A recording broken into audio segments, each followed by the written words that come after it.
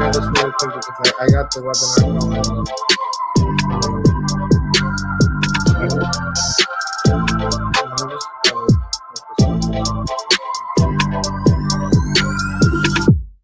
Yearly. Okay. So what were we doing exactly, Scott? We're doing half or what? Of the 1297.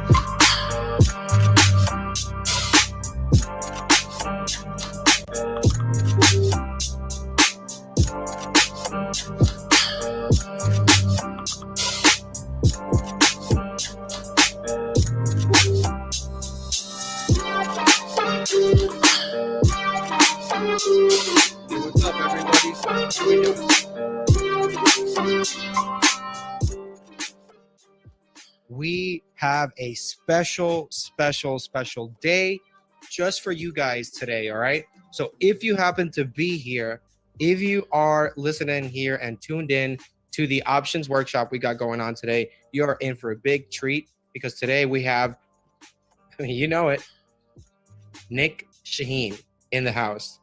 And we're going to go over some options. We're going to go over the market. We're going to go over market themes. We are going to go over the whole 9 yards from 1 to 9.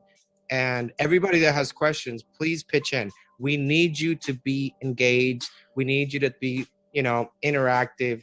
Put your questions in the chat. Talk to us. Let us know what questions you have. This is for you if you did not know.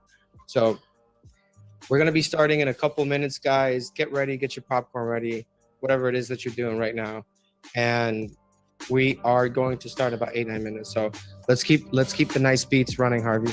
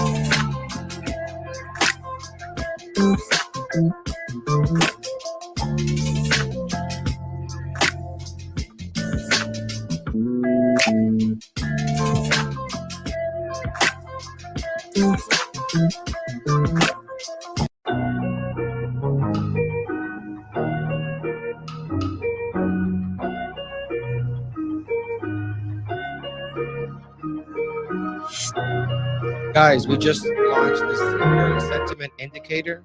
Go ahead and choose, vote. Let us know. What do you think is the main theme moving the markets today? I made a poll just for you guys, okay? So take the poll. This is called the Zinger Sentiment Indicator, where we find out what retail is thinking about. Retail is a huge part of the market, all right? And a lot of retail is actually private investment too as well. It's not just, guys like you and me. So let's see what you guys are thinking about. Please make sure to answer the poll, because once we get started, we are going to be going over this specifically. All right. And I'm keeping tabs. Last time inflation seemed to be the one that's moving the market. A lot of people think it's all of the above. Some people say they have no idea, which it's totally understandable in today's market. But let's go ahead and take that poll, guys, so that we can all get a good feeling for where we all are standing at as retail traders.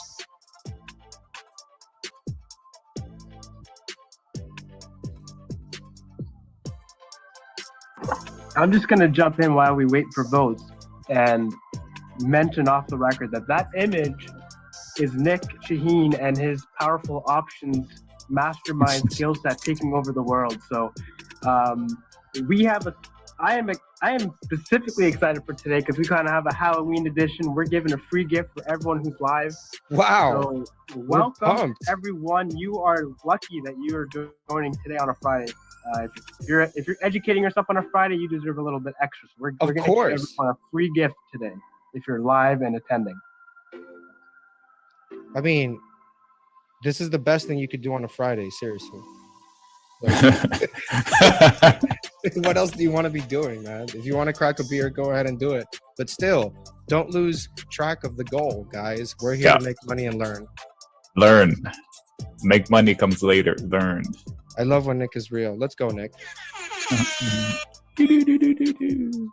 So how are we doing, Nick? How was your day? What's going on today in the market? Tell me. Well, my day started horrible. Why? I finished the write-ups in the morning. I shared them with the team in the chat rooms, and then boom, my internet goes out. Oh yeah, And then you get the message that says, "Oh, it'll be up at 12:30 or 12:20." I like how they say 12:19. So you're saying we got a short Comcast, is what you're saying? Because I'm not Cox. Cox. Yeah. Short Cox. I'm not sure it is I don't think they're trading. a public company, but I mean, Comcast is equally as bad. So they're all bad. They're all bad. So look, it's a great short trade, to be honest. But then again, the day turned around. We had an incredible session in the chat room. I don't like to just concentrate on short-term trades, but man, was it fruitful today. Ooh, we'll talk about that. Yeah, we're in for a great session, guys. Nick runs the show here when it comes to options. He's been with Benzinga for about, 200 years, and Nick just knows options very well. The man has written books about it, and I can tell you personally that as an options trader, I really got my hooks and my jabs from Nick. It's not just about buying calls and puts, guys. There's a lot more to it. Yeah. Head movement. So what do you think about the poll, Nick? Do you think it's still all the above? Do you think it's... I didn't read all of them. There was inflation. What was the question again? Okay, all right. So I'm going to repeat the question. This is the poll. It's called the Zinger Sentiment Indicator, and it's basically like a sentiment indicator for retail traders, right? It's something that we're doing, and it's giving everybody a better insight. So like here's the question. What do you think is the main theme moving the markets? And you have a couple of choices. So the first choice is inflation. The second one is earnings. The third one is supply chain issues. The fourth is infrastructure bill. The fifth one is all of the above. And the sixth one is I have no idea. Which one do you think it is? Okay, so what's moving the markets? It's kind of like a misleading question. So I'll answer. If I had to pick one, I would say the main one. Earnings, because all the other ones don't matter. 1 month ago, 2 months ago, you would have said inflation. No, I wouldn't have never said inflation. I would have said investor sentiment from whatever is running on CNBC's crisis headline. Yeah, they always have this show called, what is it, Market in Turmoil? And it's like... Yeah, Markets in Turmoil. Yeah, so it's like a segment they do, but it's part of their show, you know? So like a lot of people might get it like, oh my God, I need to sell everything. I need to get out of the market. And it's really just part of their show, you know? Like, well, that's how they make money. I mean, you can't fault them. It's not like they're evil. It's just they want to. If there's nothing going on, nobody's going to watch news. Right. So, and there's definitely a good chunk of people there that definitely deserve a shout out. Josh Brown, Jenny Harrington. So, like for example, yesterday, you know, the TLT is the opposite of yields. When they say runaway yields, how much did you hear that? Oh, runaway yields, they're growing. They haven't been this high since blah, blah, blah, blah, blah. Yeah. So I went long the TLT, which is basically shorting that idea. I made money. So yesterday, the TLT drops because I closed. What is it with you and TLT, man? Like you and TLT have like a because that's what kind of is in my face. You know, it's easy. It's in my face. So, and then I read a headline, rates explode again. Explode. It had one green day. they rose one day. It's all about headlines. It's all about the catching eyes. They exploded higher in capital letters, so you can tell who did that on Twitter. So anyway. Yeah, probably a new guy. No, it wasn't. It's the whatever Zero Hedge. Zero Hedge. Oh, Zero Hedge. I trust Zero Hedge. I mean, Zero Hedge is. I've been following. They deliver news fast, not as fast as Benzinga, but they deliver some pretty good headlines. Yeah, nobody touches Benzinga. No, Benzinga is pretty awesome. That's why you got the investment people's King of News. Yeah, that's a good job on that one, by the way. Behringer deal things. Yeah, absolutely. I mean, we're all focused on retail. That's really what we care about. You know, you empowered the little guy. So the little guy for sure. Yikes. Okay. You know what time it is, guys? Yeah. What time is it? What? Oh, wait, we're live. I'm just here managing the time on you guys. So a simple tap would have done. Jeez Louise. Yeah, a little. I gotta make sure everyone's awake and alert. they're in for some learning happening here. So let's give it a couple more minutes for while people trickle in. Maybe if we want to get people's fingers warmed up. What should we ask the audience today, Rodrigo? What do you feel like asking the audience? Do we want to Well, know I their always profile? want to know where the hell they're looking from. So, where are you guys from? Let us know in the chat. Yes. Are you from Europe or from We Sweden? already have somebody from Nigeria right there. I know that person. I got a lot of friends from Nigeria, actually. You see, the good thing about this, Nick, is that we get to talk to a lot of Italy. retail traders all around the Toronto. world, man. California. Yeah. Whoa. Cali. Nick's from Cali. He loves it there. Well, I live in Cali. I'm from Beirut. Hey, Nick, if you want to start sharing your screen, we can kind of get that up. Yeah, and okay. Can do. Beautiful. Okay. Boston. Shout out to Boston. I love Boston. Michigan. You guys gonna win today? Tomorrow? What's the day of the game? Andrew Weiss thinks that Michigan is gonna win, but who knows? So Nick, what's going on today? Are we Wow, are we we're all ready over to the place. start? We've got Peru, Chile, Nigeria, Boston. Nigeria. So Boston? what do we have going on today? Okay, well, no, okay. So we already asked. We still got the poll running. So let me just run it really quick. Okay, we have 141 people right now, 142 in the Zoom call. All right, Ahmad Ahlan. But only 114 of you have answered the poll. So we're not going to start until all of you answer the poll. All right. Oh my goodness. Let's just be clear about it. We can be here for days now. We will be here if we need to do it. Hey, yes. I can't do 3 hours like last time. I'm going to have to cut it. 4 hours today. Okay. Hard line at the 2 hour mark. I do have a honeydew list that's growing considerably.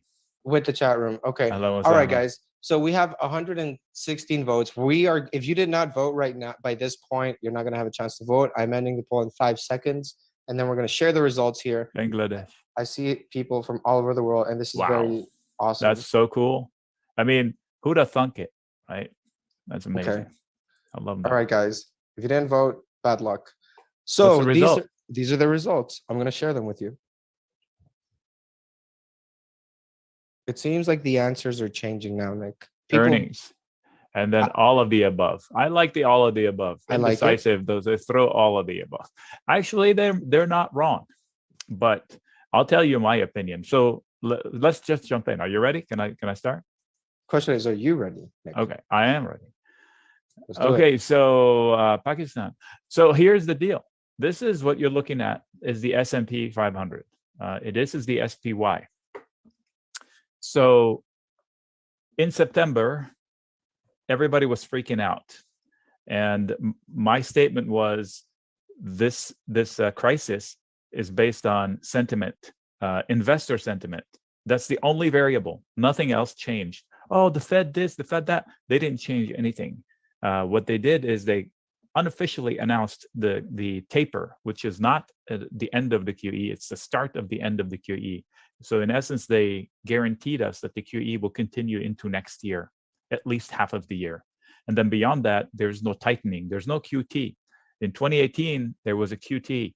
They were raising rates and selling assets. Now their rates are zero and they're still buying assets. They're buying fewer. They will start buying fewer and fewer. That's the taper. So every month they buy $120 billion worth of stuff. So that money goes into the economy. So that's what they can, like, what is that? $1.4 trillion a year. That's an insane amount of money. So here's a question for you. What comes after $1 trillion? A quadrillion. Yes, thanks for ruining it. I'm just asking. There we go. I bet you 90% of the people out there don't know. That's how high trillion is. It is so much money. It's not even, I mean, it's inconceivable. So I usually, Jillian. So I usually say, hey, it's Jill, says Jillian. So I usually say, if you buy or if you spend $1 million a day for 2,740 years, you will get to $1 trillion. And we just put 5 of those into the US economy.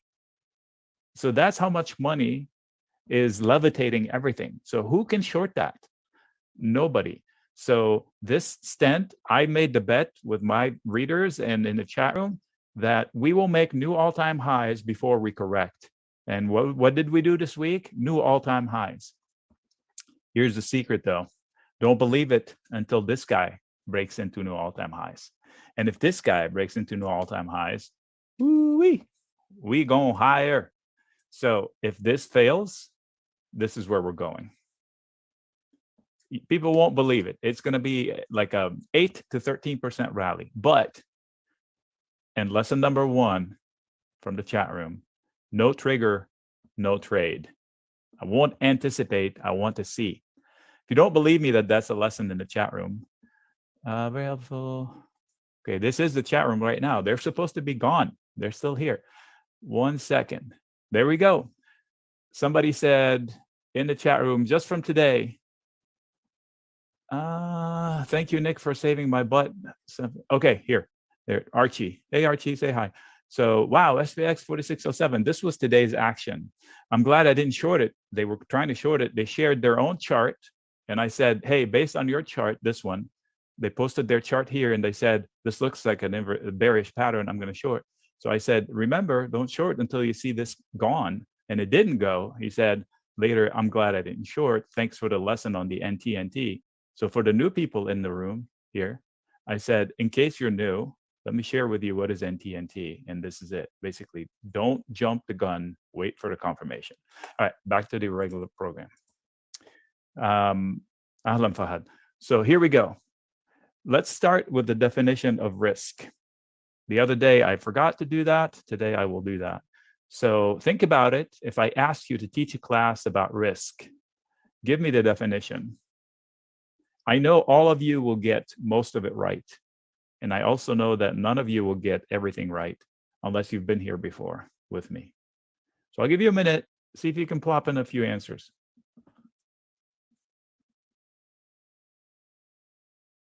Crickets. Hi, Najib. Okay, Juan, you're not wrong. Okay, Bern, you're not wrong either. Amount, see, there we go. The most wagering if things will go your way. Okay, that's one side of it, Jason. I get it. See, nobody's getting chance. Okay, Anu, I get it. Expected loss. See, stop right there. If you combine Boris and Anu, you get the answer. Okay, so here's the deal. Why do you always ask this question, Nick, just so everybody Why? understands? Because it is so important to winning in life, whether you're doing investment, if you're in sports, if you're playing poker, if you're riding a bicycle and somebody entices you to jump a gap, so you look down in the hole and you see, well, what happens if I miss the gap? That's how much money I can lose. And then what are my odds of clearing the gap? That's what are my odds of success. So it applies to everything, but with options, it is super important. Okay, check it out. So we all have the carrot out there, the reward out there. So risk is 2 pieces. First piece is how much money can I lose? You all got that right. You know, what's the consequence? What's the worst case scenario? And then I talk it over with my family, my boss, whoever I'm investing for, and I say, okay, we accept the risk, whatever it is, $500, $10,000, whatever it is. So that's one. So the second part of risk is, what are my odds of success? Okay, so what are my chances? And that is the part we manage. This part we don't manage. We decide on, we put it aside, and we move on. This is the part we manage. And let me tell you how. So when you say you like a stock ABC, you do your homework, you think you have a good chance, and you assign yourself a mental note on a good chance of success. I think it's going up and I'm fairly confident. So that fairly confident in your mind, you give it a 75%, whatever number pops into your mind. Luckily with options, that number is actually on a piece of paper. I don't have to guess, and we'll talk about that later. But let's go with the fact that you assign yourself a theoretical odds of success. You do homework, you find out that, hey, nobody's paying attention to the fact that blah, blah, blah, blah, gives this company a little bit of edge. So I'm going to jump in long before everybody else starts talking about it. That's how you give yourself edge, right? So you do your homework, you assign yourself a percentage. So then time goes by, the stock is not rallying, and then you revisit that percentage. Was I right? What is that still likely? If it's not, then your percentages drop, then you should manage the trade according to your percentage change. Okay.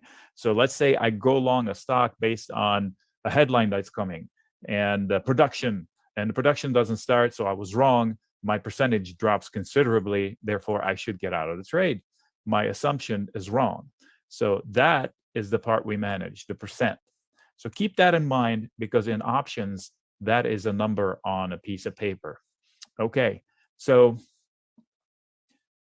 if you have a lesson from today, if you have a few bullet points you want to write down on a piece of paper from today, number one, be conscious that every time you take a trade, you work these two things. First of all, you decide on an adequate size of the trade. If you're not confident to give the trade to your mother, then you shouldn't make it big. This is like my litmus test. My mom is aging and she would definitely need a sure thing. If I put her in the trade that's not a sure thing, I'm doing an evil thing. So this is where, if I don't, this is like my litmus test, find yours. If I won't give it to my mom, it should be a small trade. So decide on an appropriate size. If you have a lot of conviction, seriously big conviction, don't be afraid to go big, but you have to manage the odds. And then second part, before you deploy the trade, you assign yourself, okay, my odds are this good or that good. So then that's the part I manage in order not to lose all of this. Okay, so I have to be confident. This is step one. Make sure you establish this and then manage that. That's one. The second lesson from today is the NTNT acronym. So write it down. And what that says, if I don't have a reason to take the trade, I shouldn't take it. NTNT stands for no trigger, no trade. So no trading willy-nilly. Okay, that's the first thing. This T is so important. So you're saying, but I'm not a technician. I don't know how to draw a line here, and that will be a trigger, and then I'll take the trade. Then I say, no problem. This T also stands for thesis.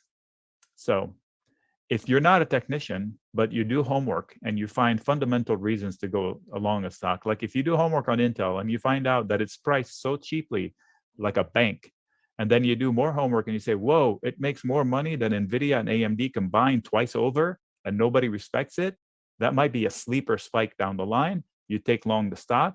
That is a thesis. That is a reason to get long, which I did today. So no trigger from the chart, no trade, no thesis, no trade. Why do I say that? I get often, hey, I'm in trouble with this trade. What do you think I should do? Should I close it? It happened to me today, first thing in the morning in the chat room. Somebody was long Amazon puts today. And he said that they were long Amazon puts already and they have a win. But before they said that, I said, why did you take the trade? They said that it is for the earnings. So they lucked out with a dip. And they were asking to see if they should stay in the trade. My first question is, why did you take it? So they gave me the reason. I said, well, the earnings are gone. Shouldn't you take the trade off? Well, I was hoping it falls. I was like, hoping?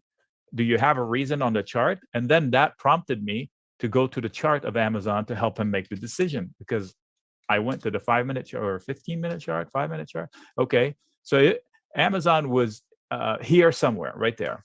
That was early in the morning. I drew it up and I posted it in the chat room and I said, you have all this support here. That looks like a bullish pattern. It looks like they're going to trigger long. Sure enough, this happened just after. So if he'd stayed hoping in the trade, then he would have lost his profits. So he was willing to stay in the trade, basically take it again, in essence, without a trigger, without a thesis. He got his move. His thesis played out. He should have gotten out, and he did, luckily. He booked it. I think it was R2's in the chat. If I scroll high enough, I'll find this conversation so you'd know that I'm not making this stuff up. So this is what happens here all day, every day. in the morning, got hit with the question, it's worth checking out. That's Intel, Amazon. There we go. That's the chart right there. So that was in the morning. Look, 8 my time in California. So an hour and a half after the open, he was debating whether he should get out or not. And then I said, this could happen, but it has support down here. So this is not likely to happen. And look how it unfolded. Where did I put there? 33.6, there was resistance, and 3,400-ish, there was resistance. So Nick, just to get this straight, a chat member, for everybody to kind of like grasp this. Yeah, so absolutely. A chat member came in, asked you a question about their trade, Yep. and you gave them a full response of Yep. analysis of their trade. And they gave me the question came in direct message. So he didn't share it in here. His name is Artur. And then I said, this is for you. I said, I have no reason to believe it falls, so you should close. And then somebody here asked him, hey, Artur, did you close your trade? Because he disclosed he was doing a trade, which I missed. There we go. Look, see? Abelman says, Artur, Amazon bounced off the view up, looking resilient. So they were talking about it. So that is how you trade better if you're in a group. If he was alone, maybe he would have made the mistake. In a group, we're so much stronger. All right, so no trigger, no trade. That is so important. And the definition of risk, think of every entry point like that. All right, so let's talk options. Are you guys ready to talk options? Oops.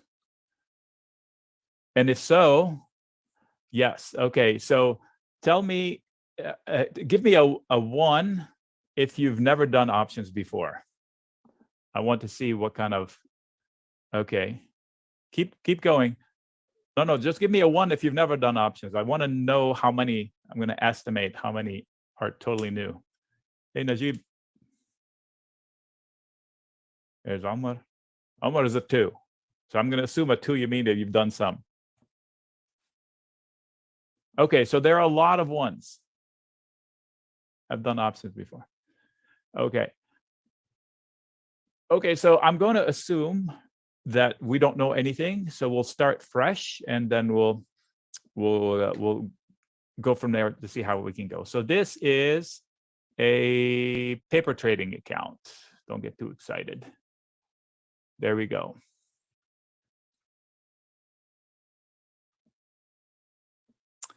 All right, so I'm trying to pick which ticker to. We'll go with Apple. Always a good example. All right. So let's see here. I'll start with this side. You've heard the word put and you've heard the word call. You instinctively, maybe you think you've been hearing that put is bearish, call is bullish. That's not the case. They can be bearish, either of them, and they can be bullish, either of them. It's what you do with the put or the call that makes it a bullish position from your perspective or bearish position. So let's start with what the heck are options? They're a bunch of contracts. They came from the 1800s, I believe. I'll give you an example why they existed. I think if, let's say you have a pizza shop and cheese is like 50% of your cost of goods. So it's an important line item. And it keeps going up and down in prices. You can't forecast your future. So it's killing you.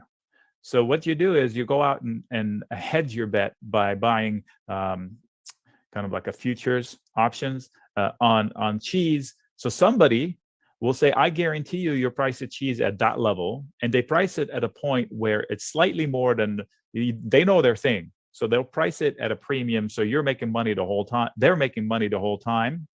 And your price is fixed at a little bit of premium. So then you know your P&L is going to be stable. So that's where they came from.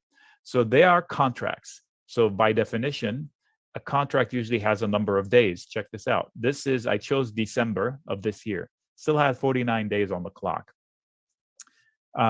So they have a term limit, like when do they end? They have a strike price. This column shows price. Currently, Apple is 150. It's right there. That's where the color changes. So I can choose a put. I can choose to buy a put at this level, lower, lower, lower, lower, lower, lower.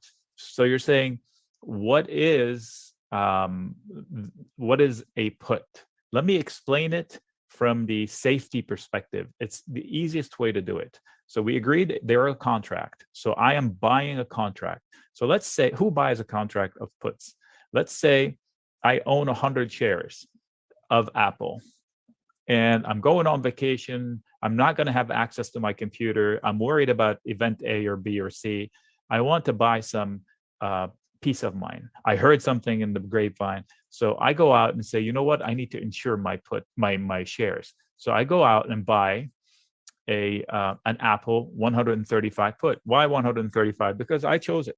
I could have chosen 140, 145. It depends on where did I buy Apple. Like if I bought it at 110 and I'm willing to lose my share, but not before they go, because I'm willing to protect my shares, but not at a certain level. So what does this give me?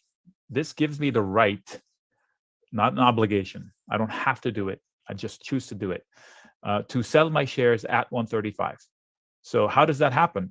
When I buy this, the seller, the other side of the trade, which could be me, if you're doing it, I could be the one selling it to you, or vice versa. The seller guarantees they will buy the shares at 135. Why would they want to do that? Let's say they want the shares, but not here. Yes, one contract is 100 shares. That's always the case. So let's say I did homework on Apple. Okay, I'm telling you the seller of the put. Why would they want to do that? So this is Apple. Let's say, ooh, I like it. Wow, those are funny candles. So I wish Apple was at 135. This is what I would say to myself. I'd like to buy it at 135. So I go out there and I sell a 135 put. This one. What does that give me? That doesn't guarantee me anything. It gives me money right away. And it tells me that if this person, the buyer of that put, wants to give me their shares at 135, they can do so for 49 days. So when price falls and collapses, they may choose to give me my shares. I say it that way because it doesn't always happen that way. You buy insurance on your car. If you have a fender bender, it's lower than your deductible, you're not going to file a claim. Am I right? Okay. Same concept. The buyer of the put has the right, but not the obligation to exercise that right. And they would give you the shares at 135. So you, the seller of the put, wake up one day, oh, shoot, I've got 100 shares of Apple. Well, yeah, because you said you would, you collected money for it. So your break-even point, if you sold the put, is 134.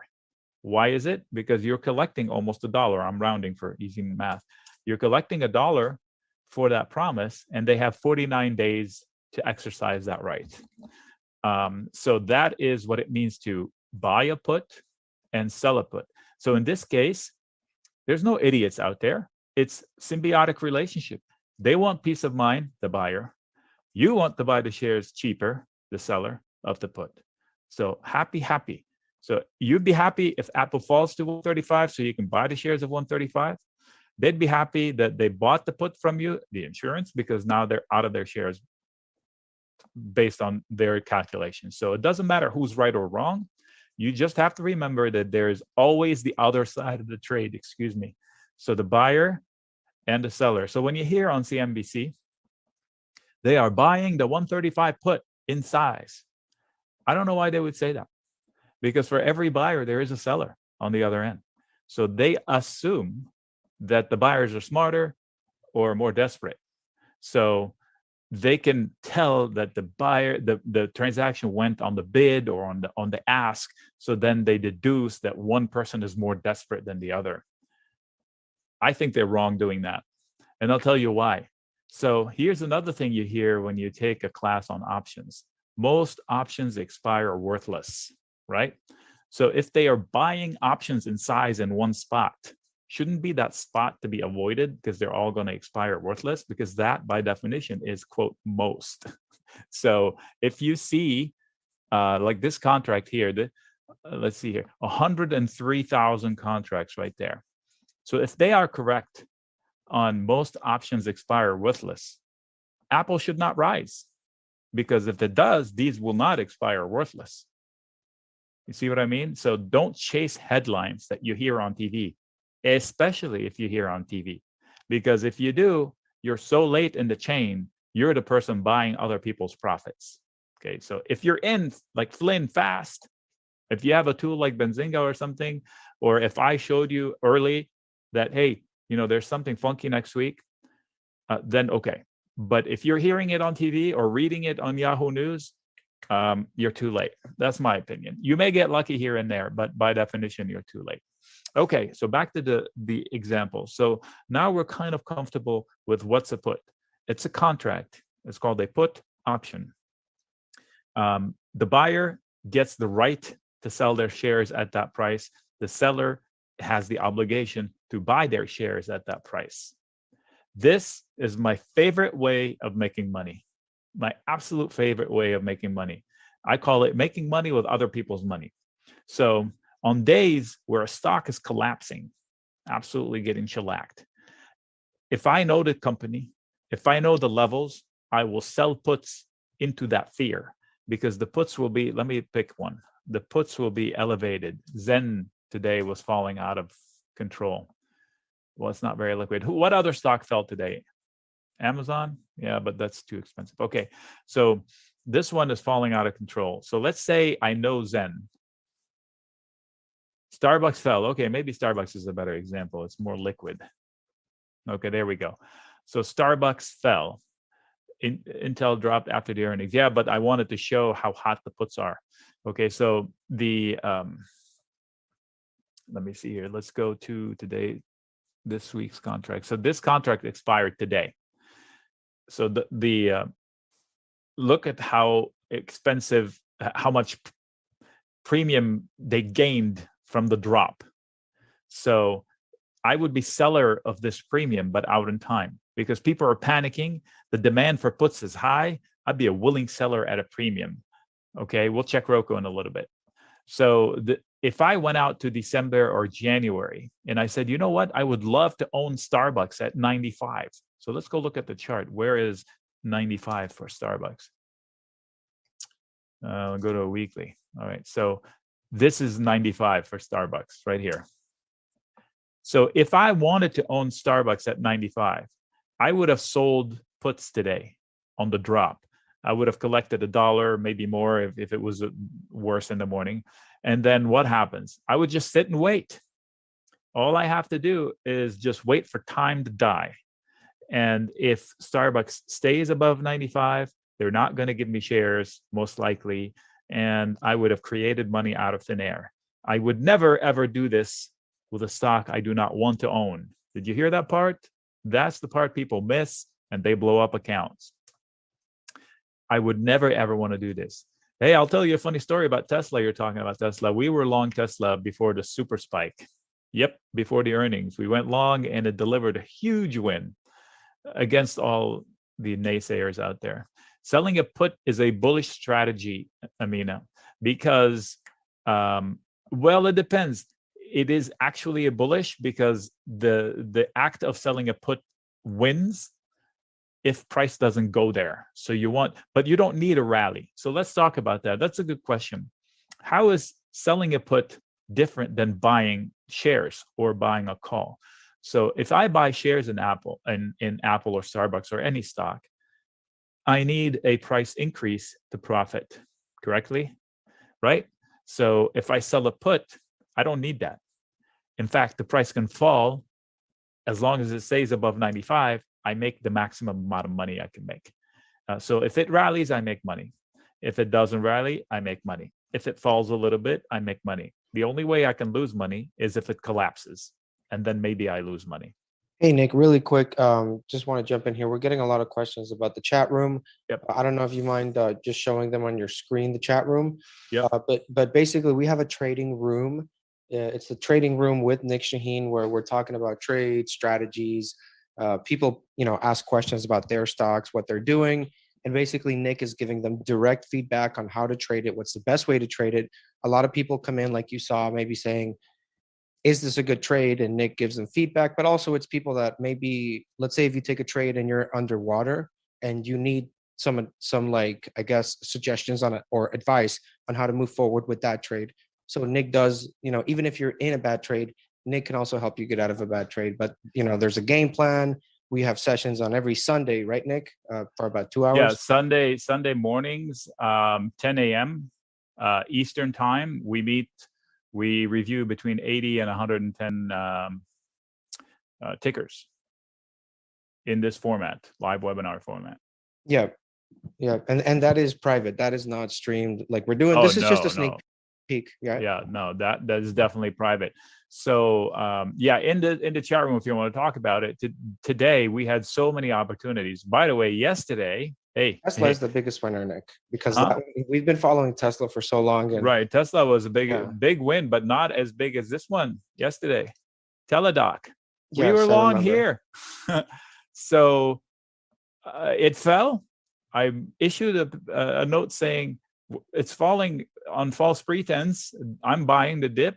And then when it triggered, I think somewhere here, it triggered actually technically. I said, I'm buying December calls. And this happened immediately. So I paid $4.70 for my calls. They went up to $8. So I sold today's calls at 155, 157.5. And that died in my favor. So I collected 38 cents. And I resold next week's 165 call. So I'm still long December call, and I'm short next week's call to try to make 90 cents. So then my entry price would be, if I clear those, like $3 after all said and done. And I would be long Teledoc, a company that is growing tremendously fast. And I think people are underappreciating it. So that's one trade. Tesla was a huge win. Today we won on the SPX, on the QQQ, SPX twice, the QQQ once, and with 2 minutes left in the day. And so I'm pretty good with charts. And I share the opportunities for the fast hands, but that's not the goal here. You know what the goal is? I highlighted it. Don't take my word for it, but the lesson of the NTNT, for example, for this person who actually just, but here, late in the day, somebody comes in and says,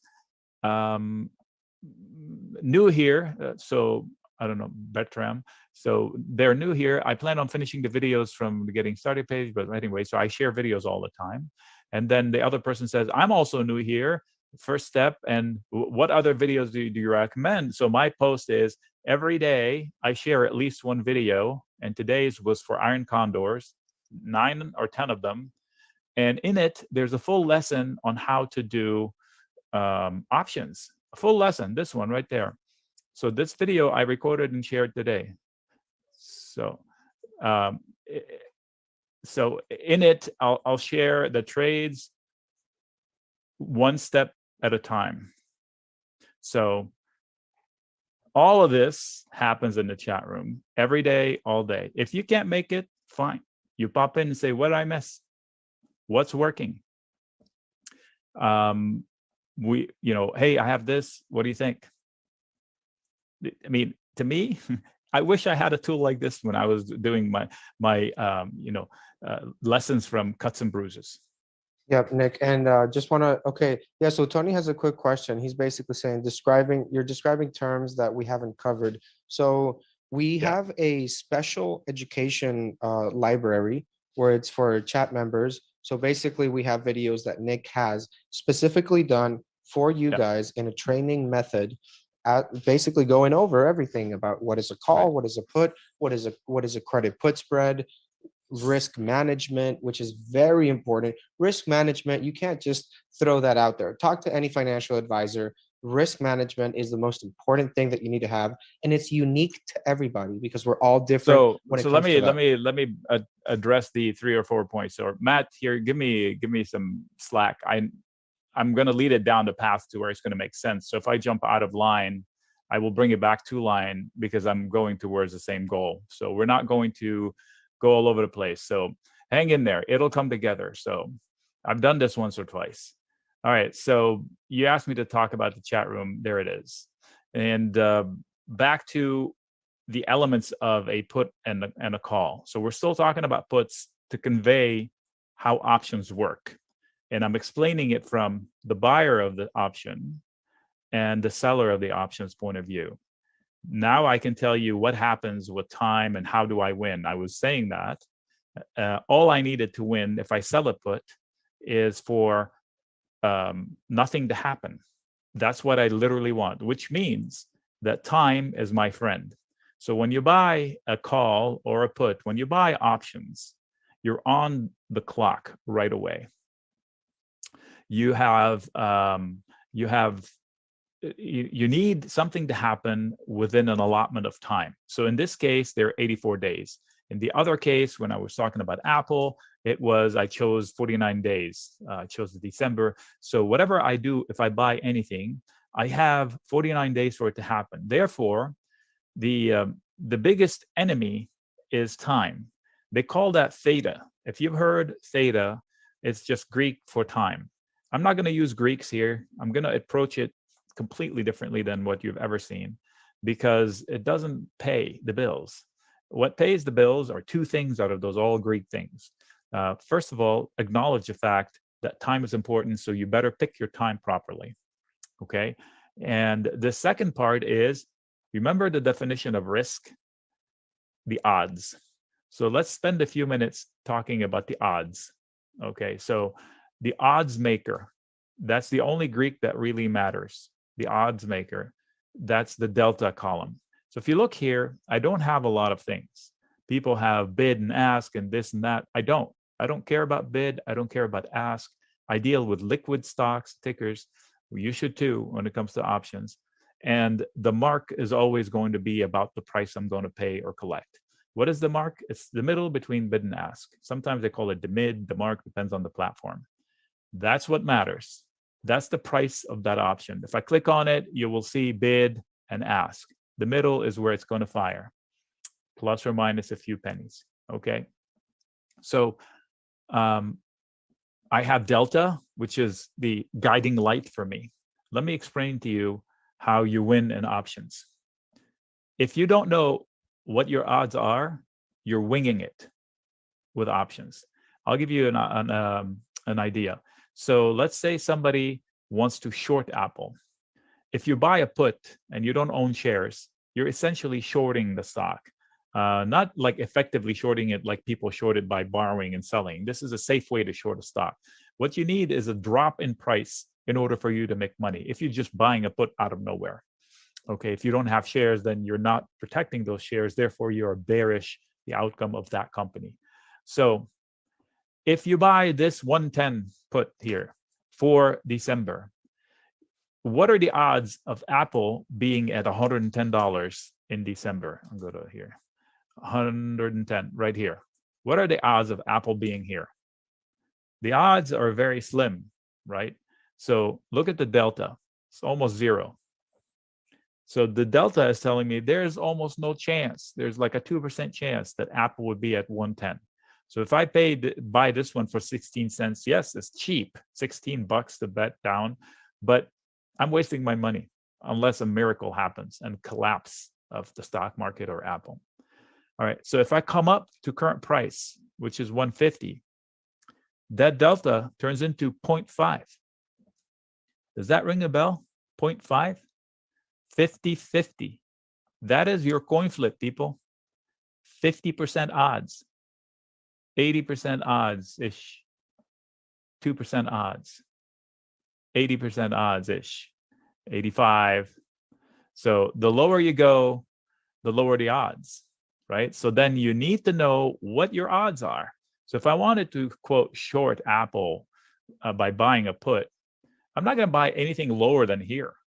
I mean, the odds are against me already here. I have a tiny little, this tells me that maybe I have a 12% chance of hitting. So that's the number you need to pay attention to. When I say you manage your risk, this is the number you're managing.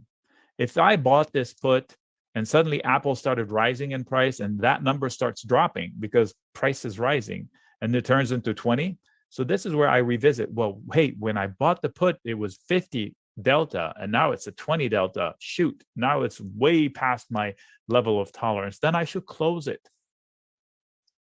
So this is the odds maker, the delta.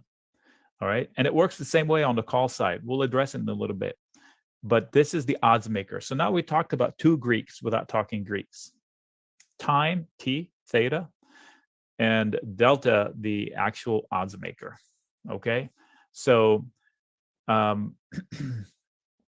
the other important things to know on this piece of paper are the open interest and the implied and the volume. That's confusing for people. Let me walk you through it. So open interest is what positions are today. When we opened the market today, these positions were there. These numbers do not change throughout the day. It's a static number. When we opened, these were all zeros. So this is what happened today. So on Monday, these will change according to what happened today, and these will tick to zero again. So volume is what's going on today. Open interest is what we woke up with.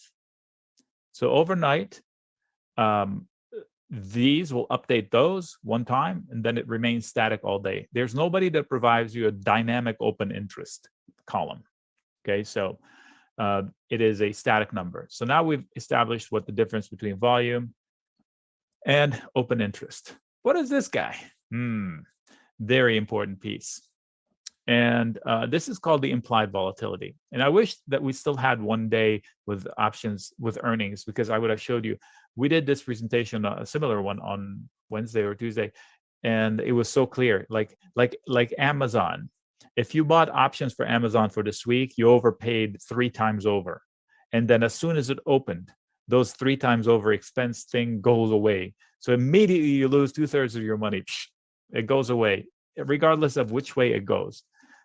So it's important to pay attention to the implied volatility. What is that? It's basically how nervous are people about this thing. So a slowpoke stock like Apple should have a low number, implied volatility of 20. That makes sense because Apple is solid, but there shouldn't be anything surprising. And then you go to, give me a volatile stock. OSTK, I hear it was volatile today. Boom, 50. CEI, okay, I don't know what that is. Does it have options? No, it doesn't. It doesn't, but look how volatile it is, 230. Yeah, I wouldn't touch that. AMC, yeah, AMC would be high. They just started options for that. Wow. Yeah, AMC is 110. See, these are high numbers. Ocugen would have a high number as well too, I believe. This is a good question, Nick. So what are your thoughts when a stock that is not trading options suddenly starts trade, like CEI, right? I was trading that one myself with the stock because there were no options. So what is your opinion on when a stock basically starts putting out options? Well, it's no different. The main concern is liquid. How quickly can I get in and out? So it looks like this will be liquid. It's just new. So don't be too ballsy with it. That's what I tell you. So don't be too aggressive. This is E-Trade. I'm not recommending it. I mean, it's okay, but I'm not recommending it because it's better than the other ones at all. So please. NEO, great company to deal with. This is pretty aggressive. That's pretty high, 60, 70. Do they report earnings anytime soon? This might be a good one. 11.17. Okay, good. Maybe we get lucky. Watch this. Boom. Okay, no. So this is what I wanted to show you. Assuming they're reporting earnings this week, they're not, but let's assume. This is what you will see. You will see that normally the implied volatility, how nervous people are about it, is stable at 50. But because of an earnings report, it would be like this. So if I buy a put or a call here, I'm overpaying more than double. So that's the point I was trying to make. That's not the case here because they report somewhere in here, but it will be the implied volatility when it gets closer will jump for that period of time.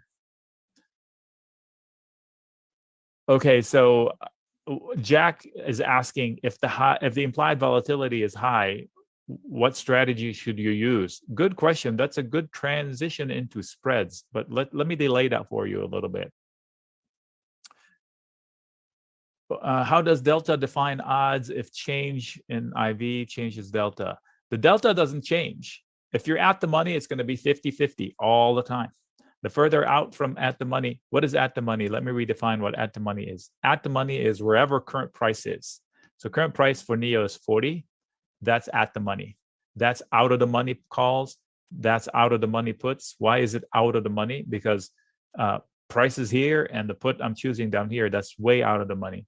That's in the money put. What does that mean? Price has already fallen through it.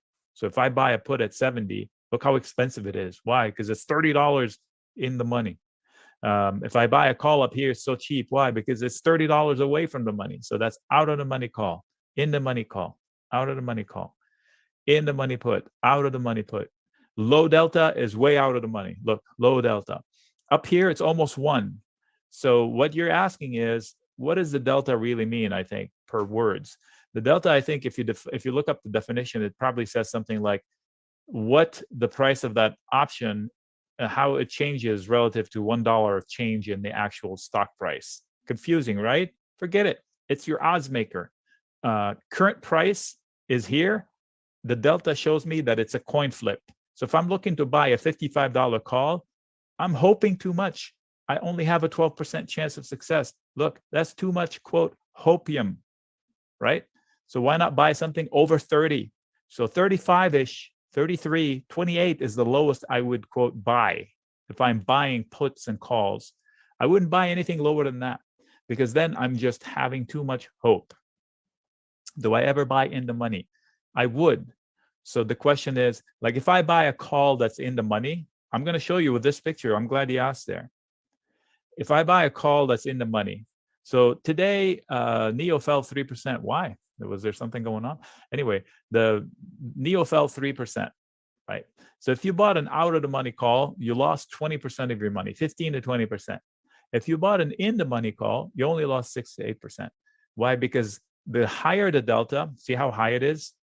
The higher the delta, which means it's in the money, the more it behaves like a stock. Theoretically, if this was a $1 drop in the stock will be equivalent to $1 drop in here. Do you have to own 100 shares to do any kind of option spread? Absolutely not. You do not need to own shares to do anything in options. What is an ideal delta? Anna, it depends. If I'm buying, I'm selling, every situation is different. I'll share mine. I just said it actually, I'll say it again. If I'm looking to buy a call or a put, I wouldn't buy one with a very low delta. It's just too much to chance. I don't have odds. When I take a trade, I want to put the odds in my favor. That's the advantage of options. I can fricking choose my odds. Why on earth would I buy something that has crappy odds? So I hopefully that answers your question. I want to be at least 70% up on my competition. Why would I want to? You're welcome. Why would I want to buy anything less? So this is where people get confused. All right, let me establish the fact. Who wins most often? Market makers. Why do casinos exist? Because the house wins all the time, right? And market makers are the house. If you know what they do and you play along with them, you will win way more than you will lose. So the way we do it, that's how we do it. We become micro market makers. So market makers are defending our positions. If you do that, if you establish positions to that play along with the market maker, like I will tell you a position I would never ever do, which is buy a straddle. You've heard this conversation maybe once or twice. They buy a straddle, meaning they buy the call and the put at the same price. So that's good because they don't need to guess which way it goes. They just need to know that it's going to go a lot. Well, that's what market makers sell for a living. And I'm not as good as a market maker, therefore I will never do it. That's just the easiest way to put it. If you study that sentence I just told you, you would be so far ahead of 99% of all options traders, it's not even funny. Yeah, that's what I just said, Boris. If you listen, rewind and listen, that's exactly what I said. They make the market. They sell the straddle, basically. They establish the playing. Yeah, okay, here we go with the gamma and vega and all of that. I don't need to play with the gamma, vega, and any of that. I know my strategy is bulletproof within the concept. If I know my levels from the charts, and if I know the expected move from the market makers, I can make my position as bulletproof as it can be. You can't be 100% certain because then there would be no reward, but I would have 85% certainty that my position will win. It will take a miracle for it not to win. Yeah. So you can get fancy as much as you want. I have people in the chat room that quote me Vega and beautiful charts and some, unusual options, activities, tools, and yeah, you can use all of that. Or you can make it so freaking simple, it's not even funny. So focus on your odds, focus on the risk size, be true with your triggers, study your charts, do your homework. I do hours of homework every day for everybody. I get thousands of tickers every month, and I'm constantly doing homework. I have right now more than 30 alerts in my email that I have to go through over the weekend to reset and see if I can make some trades out of them. And the alerts are breakouts and breakdowns. Like all these dashed orange lines, those are alerts. And pick a stock. Neo, I bet you I probably have some. Yep, I have 2 on Neo. Who else? Disney. I have 5 on Disney. So I want to set an alert that I know I can, as soon as it hits, I can go do a trade and have a clear conscience that it's bulletproof. Facebook, we won on Facebook like you wouldn't believe on this dip. So yes, I just closed my Facebook long today. It was a good win, easy win. Plug, I haven't traded Plug in a little bit. I don't have alerts. I should have. So do I use times and sales? Do I use times? Uber. Yep, I have a long history with Uber. Today it fired off Uber. I got an alert on Uber today in my email to look at start looking to buy the dip. So the alert so that I'm not lying. Is this today? August 1st. It's here somewhere, I promise.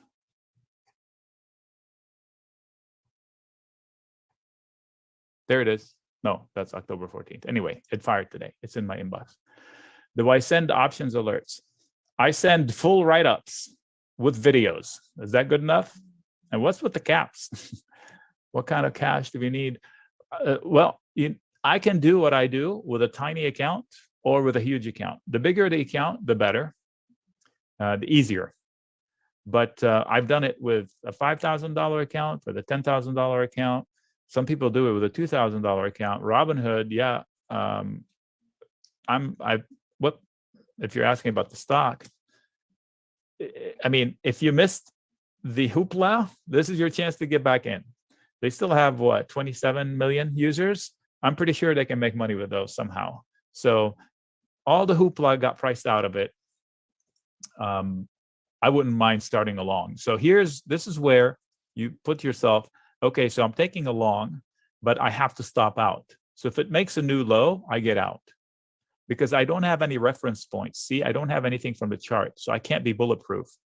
So I would get out if it makes a new low. Meanwhile, let me look at the metrics on, I know it's still new. I know it doesn't mean a lot.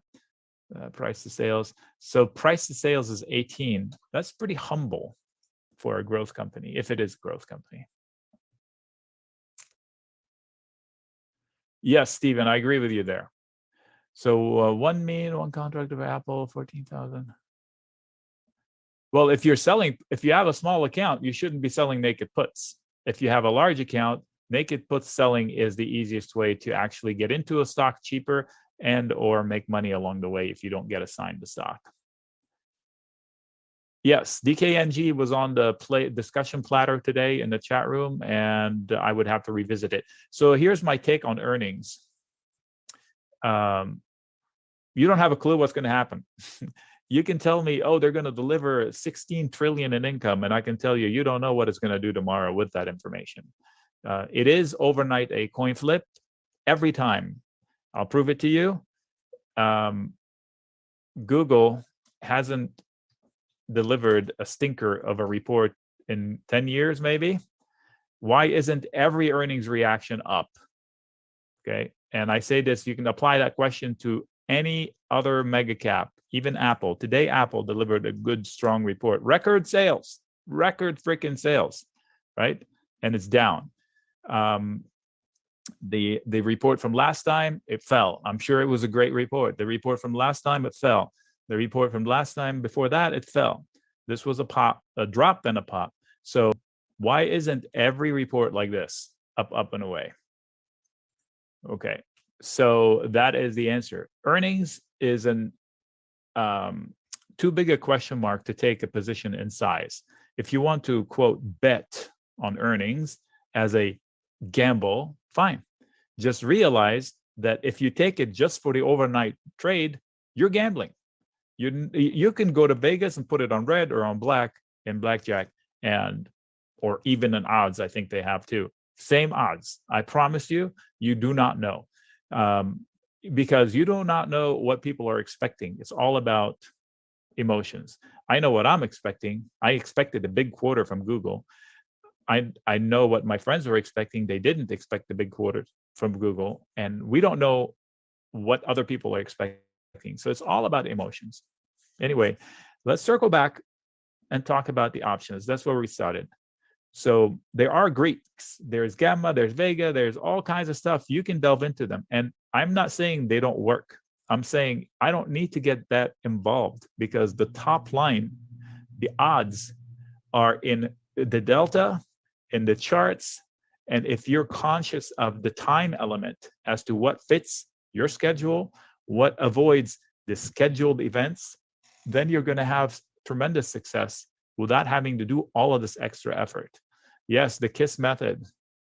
So yes, indeed. You skipped one S there, but I'll give it to you, John.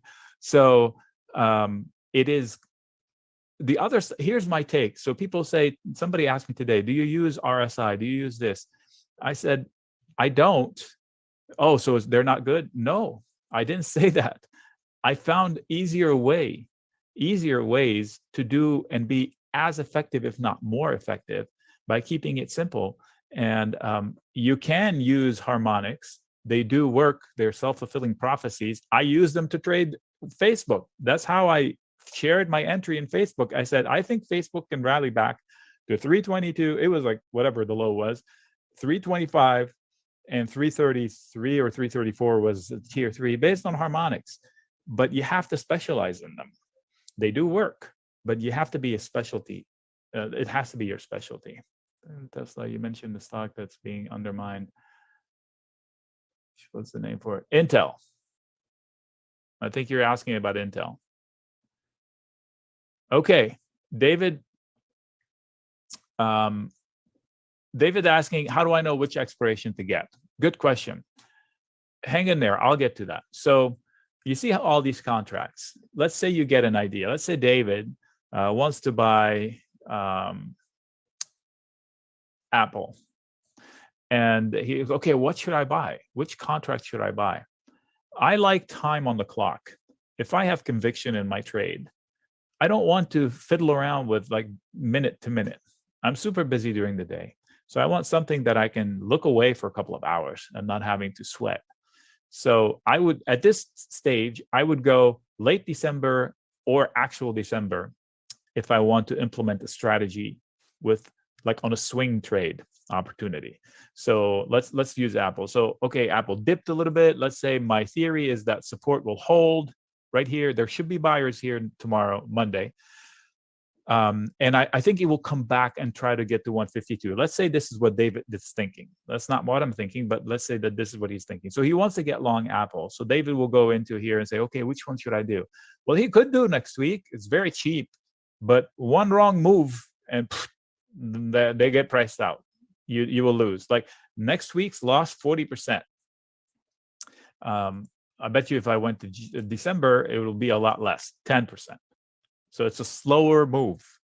So that's how I would decide not to do next week. Hey, Nick, really quick, just want to jump in here. We're getting a lot of questions about the chat room here, guys. So I'm just going to get this out of the way so that we can continue.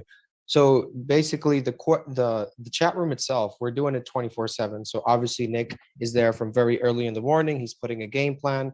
You have full access to the sessions that we have on Sunday, and that goes for about 2 to 3 hours. You also get trades from Nick in the chat room, active trades. As you know, the market moves and changes every single day. So as the market changes, you get all of the updates, adjust your portfolio, and you get every single question, feedback, everything that you basically would like to get from Nick, right? Is his experience, if you need feedback on trades or a specific strategy that you're trying to do. But basically, we're trading as a community, right? As a community, we are following Nick with his trades. He has a lot of experience doing spreads. And honestly, personally, as an options trader, I can tell you I can sleep more, I can sleep better doing credit put spreads than just having calls and puts. That has been my experience as a retail trader. All right. So the idea of timing is super important. If I can avoid earnings, I would, because earnings, like I just said, it throws a wrench. So here's a complete trader. That's the way I think about it. Over the weekend, I do all the homework. Yes, I will do spreads, and Brandon, just give it a second. I do homework. I do a video, 10 minutes long. I share on Sunday. I reshare on Monday morning, saying, here's what I think we should do this week. Here's what I'm going to do. I'm going to be focusing on this chart because of this reason. I'm going to ignore this chart because of that reason. I think this could happen. I think that could happen. I think we should watch out for this. So I have my whole week planned. If you believe it, when people were panicking in September, I forget what, the end of September, there were a couple of things that were happening that were big. I said, I think the outcome will be good in both weeks, 2-3 weeks. So I was right all along because I did the homework and I was ready. And I share it. So that's step one. We know what the world is going to be like for the week ahead of time. And then within that world, we pounce on opportunities. Like my job this week was to look which one fell a lot that we can catch. Snap fell into support on strength. Okay, so that would be one. Intel would be one. Apple, not my favorite. I said I wouldn't want to be long Apple. If Apple's rallying, the market's rallying, I'd rather bet on the market and not have to figure out Apple's problems. And I shared the trade for the XLK days and days ahead of the actual breakout. So somebody who watched my video about the XLK that I sent after hours, I believe, I said, this could happen in the XLK. Why not use that instead of the QQQ? And look, it just triggered today, up 0.43, but it's made the move. This could be the upside target. We don't know. Let's see how Mondays unfold. Usually this pattern brings about a lot of upside. So homework, and then the opportunity as it happens, and then most importantly, your contribution in the chat room. I can't tell you how many tickers pop in here from them. Hey, what do you think about this one? What do you think about that one? So things I'm not looking at. I can't remember. So there was a ticker today that I've never seen. This person is asking about Zillow, ZG, that's Zillow Group. It has two tickers, one Z, one ZG. It's the same thing. Blink, out of the blue. Somebody was looking at that. So PXD, I don't look at that. And then I looked at it, it's like, dang, that's a good one. All right. So the opportunity is there in group. So you might look at the participation price to be in the chat room as, oh my gosh. And then if you think about it, I mean, it's a no-brainer for me. The amount of effort I put into it, it's an insult to me to see the price almost. But I love doing it. So there's the intangible reward for me. I don't know if you pick up on the tone. I love teaching this stuff because I love sticking it to Wall Street. I'm an engineer. I did not learn this from anybody at Wall Street. I got lucky by doing a lot of homework and having a knack for numbers and then pictures with the charts. And we'll do some charts and you'll see how simple it is. You're asking about my chart setups. I'll share with you in a little bit. So all in due time. But that I did meet a couple of people that actually helped me along the way years ago. And I had 2 or 3 aha moments. I was like, whoa, those really change my game. How do I do homework? Andrew, give me a ticker right now. Something obscure. Hope AMD. That's not obscure. Disney. Okay, so let's go. I did not look at AMD this week, so that would be good. I'll take out my lines. So AMD, I'll tell you, UNP. Okay, I'll go to UNP because I have not done any homework on UNP. I know that. There we go. Whoa. Okay, perfect. So when I see a chart, this is a daily chart. I usually start with a daily chart if I don't know the company. This gives me 1 year, and I see what's going on. So this was stuck in the consolidation zone, fell apart, and then just rocketed higher, right? So this is wrong. This is wrong. Somewhere in the middle lies the truth. That's not my opinion. That's what the volume says. See that orange line right here? That orange line says that this point right there was the busiest trading point for a year by a long shot. We'll do SoFi in a little bit. Made money on SoFi 2 weeks ago. So these are volume bars down here. Somebody asked me, what do I use as tool? I use volume profile. That's one tool. You know what my number one tool is?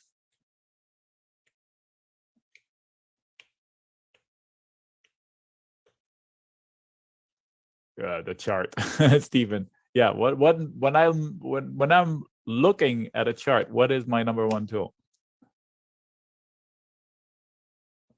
No.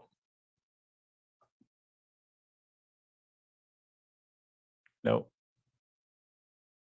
Looking left. Boom, Jonathan. Eyeballs. Eyeballs. So the first thing I did is I looked at levels. I can see this level means a lot because if I look left, look at the white line. Boom, boom, boom, boom. You know that schmutz is happening over here.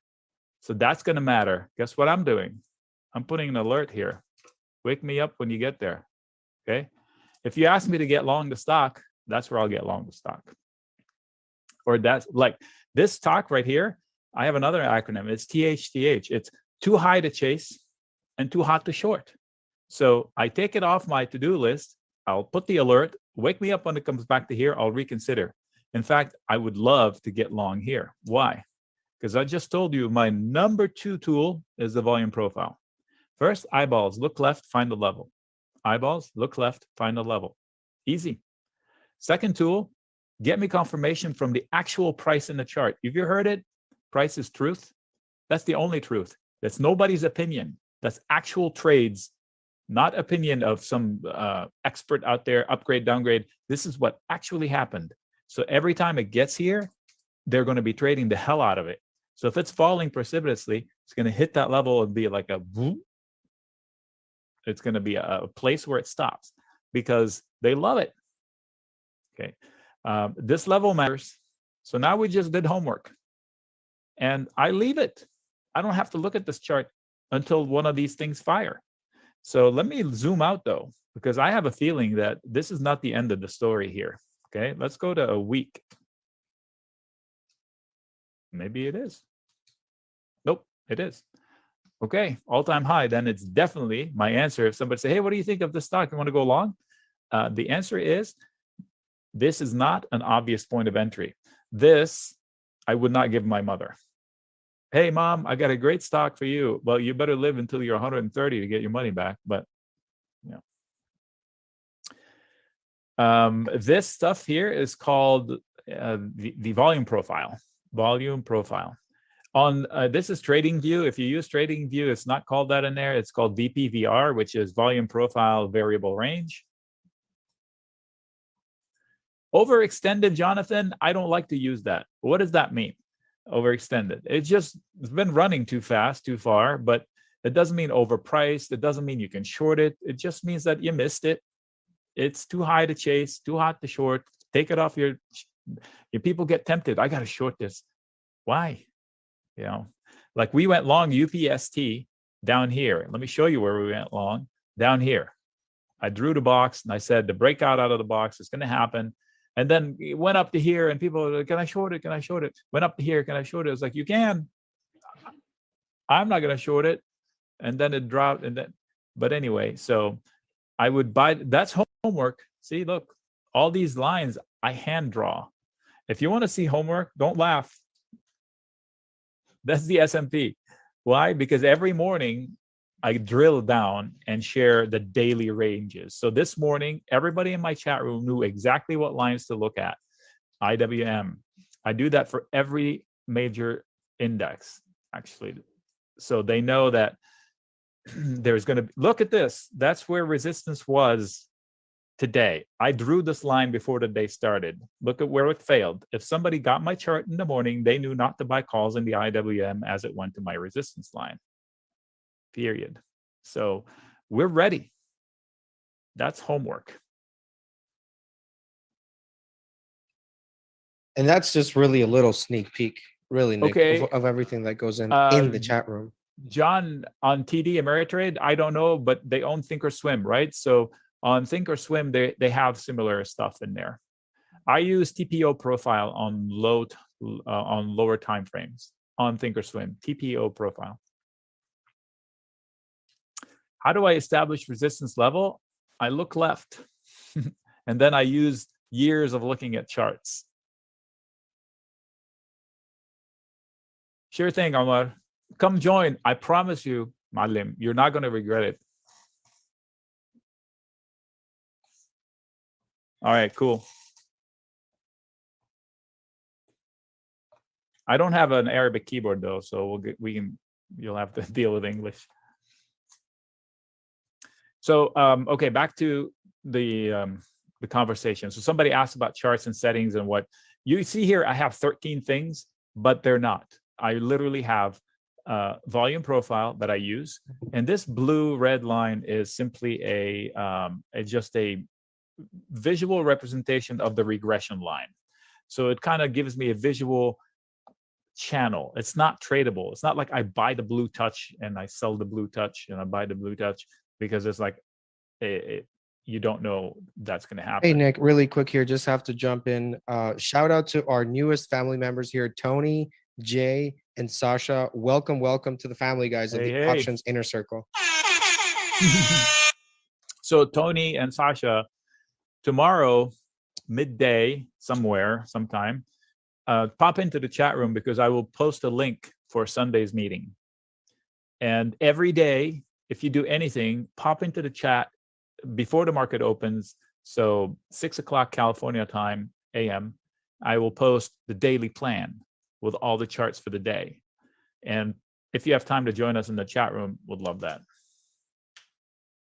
How does a typical week start?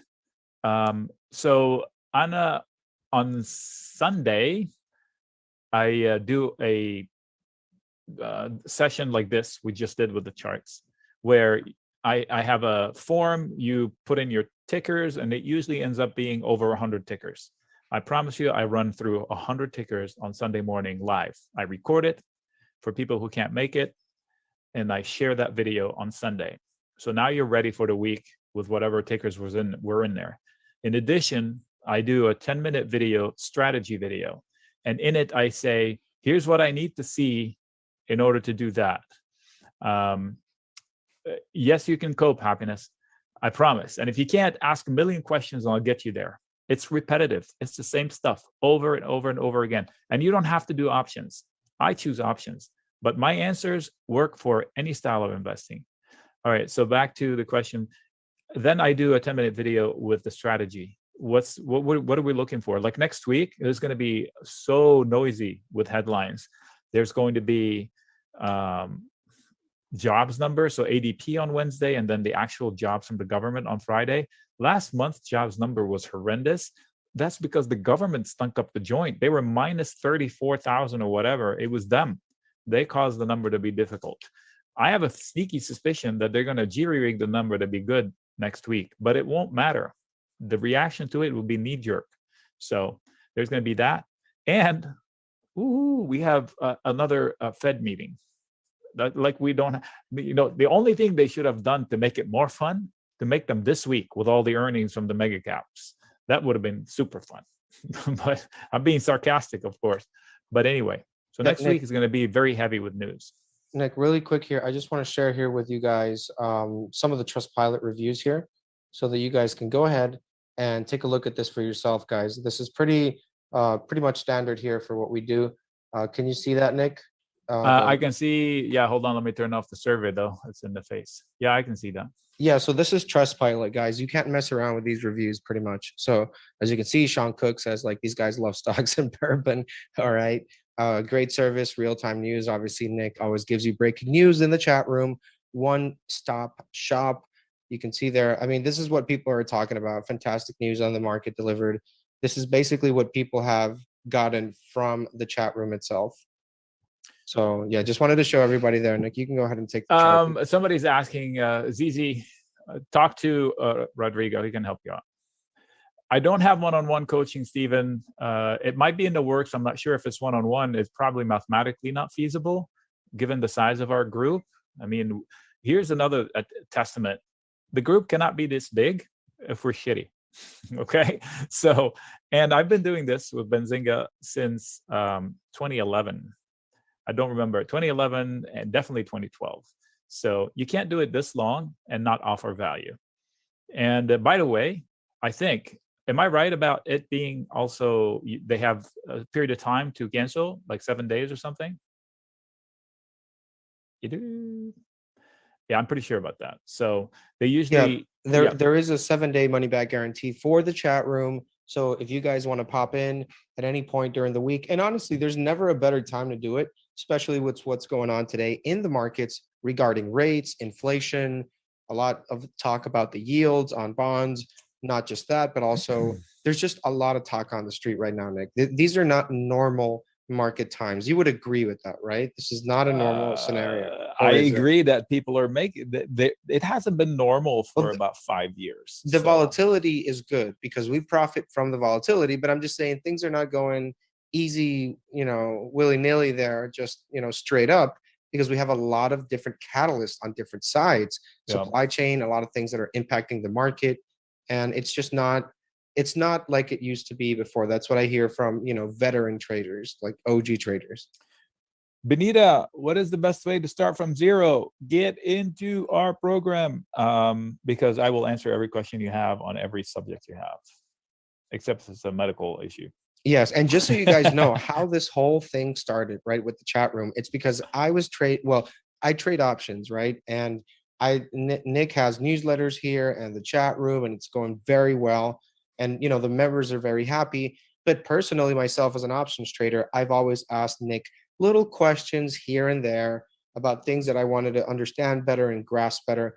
And I took so much from it that we thought, why shouldn't we give this to everybody else out there so that they can improve on their options education? And here we are, right? I think like several hundreds of happy members in the chat room. And that's good to see always. Yep. So my day is super busy, but it's still fun. So Enrique is asking, do I send out specific trades? I do post the trades in the chat room. I tell you, first of all, it's a video. Why is it a video? Because I think it's super important to explain why I'm doing this. So the first thing is the macroeconomic conditions. I always remind us. The other day, I sent out 4 videos about the earnings after the big guys. And I think it was all when Facebook, Google reported. I did a video for those. And then I did 2 videos. I think it was PayPal and something else. And then Hood. Anyway, there was 6 stickers in 3 videos and then 2 other videos. Each video started with a regurgitation of the macroeconomic conditions, because we can't do anything if we don't know what the world looks like. So first, macro. Second, micro. What does this company look like fundamentally? Third, the thesis. Why am I doing this trade? Okay. And then what would stop me out? I will share several things and how. And then I would say, how do I take the trade? And I would say offer 4 different ways. In fact, hold on for a second. Hold that thought. Where we go? Wait. Okay, I know I did Texas Instruments recently. I'm just going to grab the last 2 from this group here. Hold on. Where is it? There we go. Long day, folks, long week. So bear with me. And this morning I started like yelling at Cox Communications. I hate it when they say, click here for live help, and it's a bot. Hello, my name is Oliver. And then you answer, I didn't understand this. So I cussed Oliver out because I knew it was a machine. And okay, sharing. Share screen. Yes. Okay, am I back on? Yes. Yeah, and then when you cuss Oliver out, who is a robot, then suddenly you get Mark, who is not a robot. Okay, so this is what I share with every trade. All right, so this was Texas Instrument. I think it reported, it fell. So I shared the video, and then I said at the time it was 185, just under, and current price is 188, just under.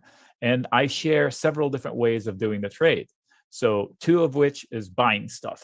Like if somebody does not want to sell puts or put spreads, they can buy a call or they can buy a call spread. And I tell you the description. This one is faster call setup, tight stop. And then I explain what that is in the video. Slower spread. And if I wanted to sell a put naked, only if I can afford to buy shares. Okay.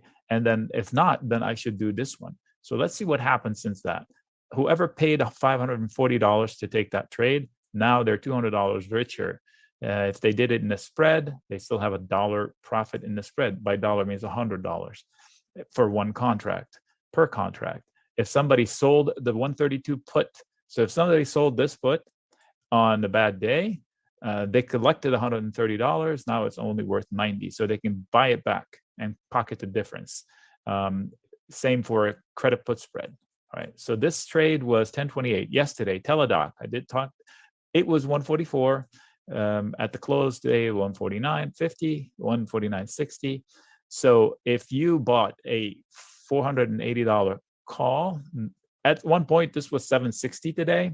780, I know it because I did buy it, but I also sold, I described earlier, I did a spread after the fact, so I'm really set well in this one. Slower setup, they still made 70 cents out of nowhere. So if they did 10, they made $700 in a day. And so here is selling a put naked. They collected $1.80. Now it's only $1.20 to close, to buy it back and close.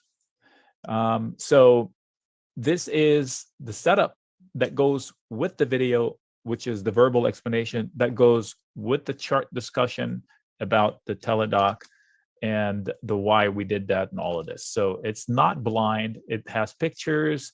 It has explanations. And here's the thing. Let's say I got this message and I looked at it as like, whoa, I don't understand this part. Can you please explain it? Guess what? A video will come out from me explaining your question. So I shared this one, mini support, pivot, target, etc. So Rami is asking something that I can't answer, but I'm pretty sure you can work something out, Rami. You just have to call Rodrigo. Modify your conversation. Okay, so let's see here.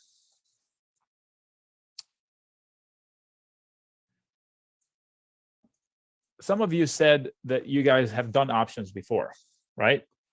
So have you done them to the extent where you've been buying stuff and like 6 months to a year, you've been buying stuff and failing or winning, not often, spinning your wheels? Give me something to work with so I can hone this conversation. So you have since 2019. So what do you find most frustrating part of your options dealing? 50-50. So Kyle, 50-50 is not bad. Depends on what kind of trades you're doing, right? Well, ours are nowhere near 50-50. They're like closer to 90 than 50-50. Failing, haha. Okay, so I'm going to say something here. I bet that everybody here, even the one that says they're failing, Amina thinks that they're failing. So you've never picked the wrong stock. You just spinning wheels. John, I hear you. So you're probably getting in too early or getting out too late. So it's timing. So you pick the right stock, you just time it wrong. It happens to me. Methodology. I'm glad you said that, Stephen. If you don't have a method, you're winging it. Okay, so when to get in, when to get out. So perfect. You saw the homework I just did? If you do similar homework, you're not going to be faked out. Okay, you're as often. If you follow the no trigger, no trade, you're not going to fake that. Like today's person, Arthur, he had a winning trade. If we didn't talk, he would have had a losing trade in the next hour. But because we talked and he had the help he needed, he acted like a pro. I don't mean like being a pro, meaning like making a living at it, having pro habits. Like the pro is a pro because they have a system and they follow the system. And if the system doesn't work, they modify the system for it to work. And they keep honing it until they stick to one. And guess what? They repeat. And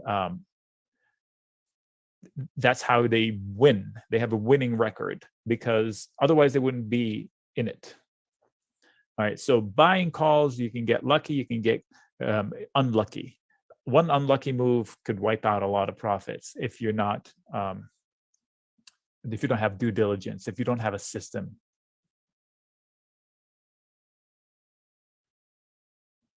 I'm trying to read up and catch up and see things.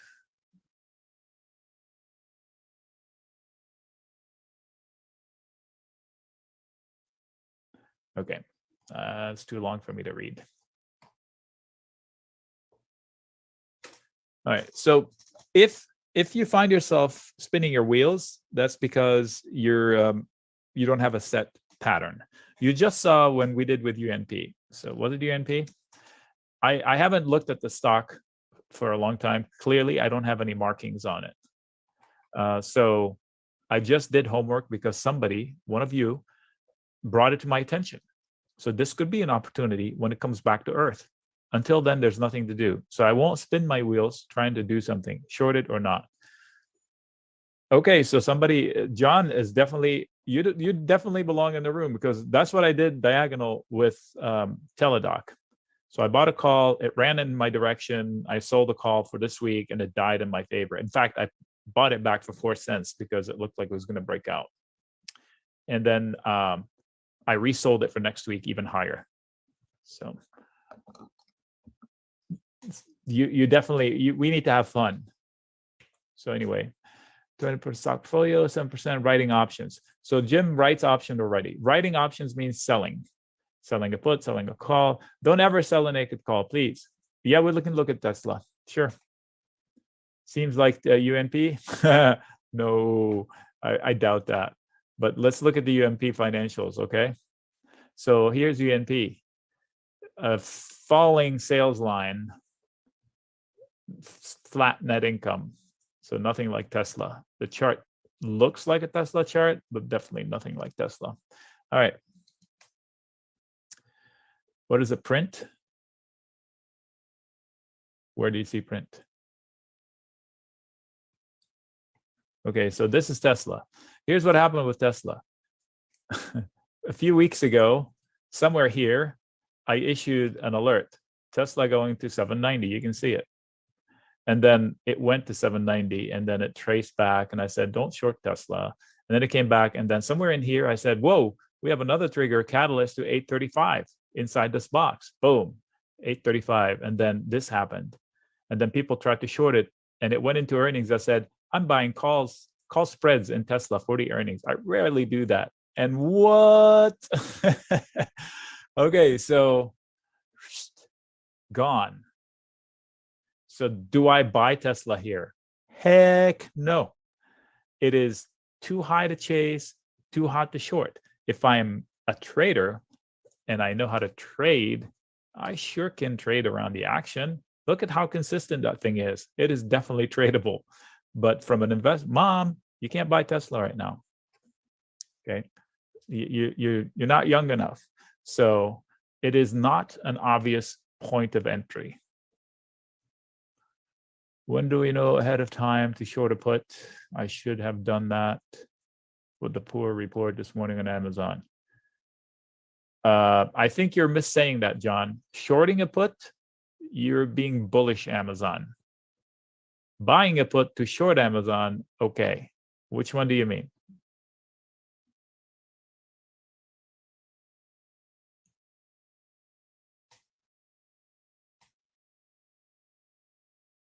Buying a put. Okay, so what I said earlier, that the reaction to earnings is a complete coin flip. So the only way you would have bought a put to make money is if you're Karnak the Magnificent, because you cannot tell how the stock is going to move on the headline. You can tell that eventually it will do well. Like people who freaked out with Amazon don't know the fundamentals of Amazon. Yeah. And this was a buyable dip, and I issued the video last night. I said, if it does this, I will be buying dip for a trade, and hopefully they listen.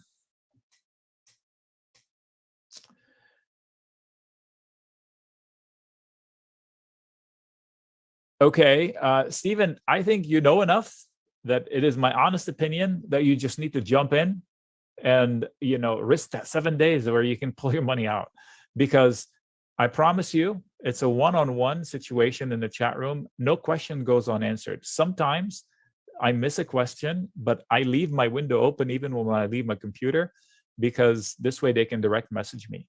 So if I miss something, or if you have a sidebar question, I literally had somebody come to me with a new tool this week from the chat room, said, hey, I saw this tool. What do you think? They paid for a tool that runs for them the S&P levels like I do, but it automatically puts them out. And I looked at their tool, and it literally does what I do, only somehow they put code to it. So totally cool. And he does his own thing, and he direct messaged me with the trades. I'm happy to have him in the room. He's clearly qualified to do this on his own, but he sees a benefit to be in the room. I promise you, once you trade in groups, you will never go back to trading alone. BDBR, where do you see that? Oh, pretty slick there, John. So BDBR is buy the dip or buy the rip. So let me give you a scenario. This one doesn't really clearly apply, but hold on, let me find another one. So let's say a stock is stuck in a range. So you want to buy the dip to catch the swing higher, or wait for the breakout to chase it higher. So when it's stuck in a range, except this one, the range has hundreds of points, so it doesn't visually represent it. So it's just another acronym that I don't have to type it. They see it a few many times, like NTNT, everybody knows what it is. TH, they probably forget every once in a while. It's too high to chase, too hot to short, meaning it's not an obvious point of entry. By BDBR, but I usually spell them out. I don't just blurt them. Buy the dip, but they're catchy that way. They remember it. Buy the dip if it happens, or buy the rip, meaning there's nothing to do right now. Yeah, for those that are asking, we are going to be following up with all of these tickers and trades in the chat room. That's what we always do. Yeah. So here's a question. I'll do it right now. Jay is asking something. How do I close a spread, and how do I open a spread? Perfect. First, how about what is a spread? Okay. So earlier, we talked about puts. We said what puts do. How about we define calls and we do a call spread? Fair? Okay. So let's say I wanted to buy. Let's say I wanted to buy Apple. We'll go back to Apple. We'll go back to Apple. So let's say I want to buy 100 shares of Apple. That's a lot of money. I don't want to buy 100 shares of Apple out of pocket. So what do? I buy one call. So instead of spending thousands, I spend $500, just under. So what does that afford me? Me buying the call affords me the right, not the obligation. I do not need to own shares already. I reserve my price at 150 for 100 shares. For that, I pay $450 for it. That money leaves my account. So who's selling me that? Somebody who's shorting Apple, somebody who owns Apple, because they promise to deliver 100 shares. Okay, so they sell, they collect $5, and they promise to deliver 100 shares. So at any point in time, me, the buyer, if I decide, okay, I want those shares now, I'm feeling comfortable, I saw the trigger, let's go. Then I call my broker and say, exercise my right. This position disappears. I buy my shares at 150, even if they're at 160 already. So the seller of the call will give me those shares. It's their problem how much they paid for it. Me, I paid $5 to earn this, and I'm in at 150. Okay. So this is a call, the right to buy shares at a certain price. I could have put it here. I'll pay piddly crap for it. That's because it doesn't have but 8% chance. Remember Delta, the odds maker Delta? It has literally very tiny chance of actually making money for me. Up here, I just need a move. I don't need it to move a lot. I just need a move. The delta is 50-50, 0.5. Okay. So somewhere in the middle, 25% odds. Okay. That's a call. So somebody asked, how do I enter and exit a call spread? So how about we define a spread? Okay, so you're saying $500, holy moly, that's still a lot of money. All right, so let's hedge our bet. Let's mitigate that risk. We will sell one too also. So I pay $450, I collect 150, suddenly my entry price now is $310. So what did I do? I spread my risk. I bought one, I sold one. Now I have a debit, still the money out of my pocket, call spread. So this is called a debit call spread.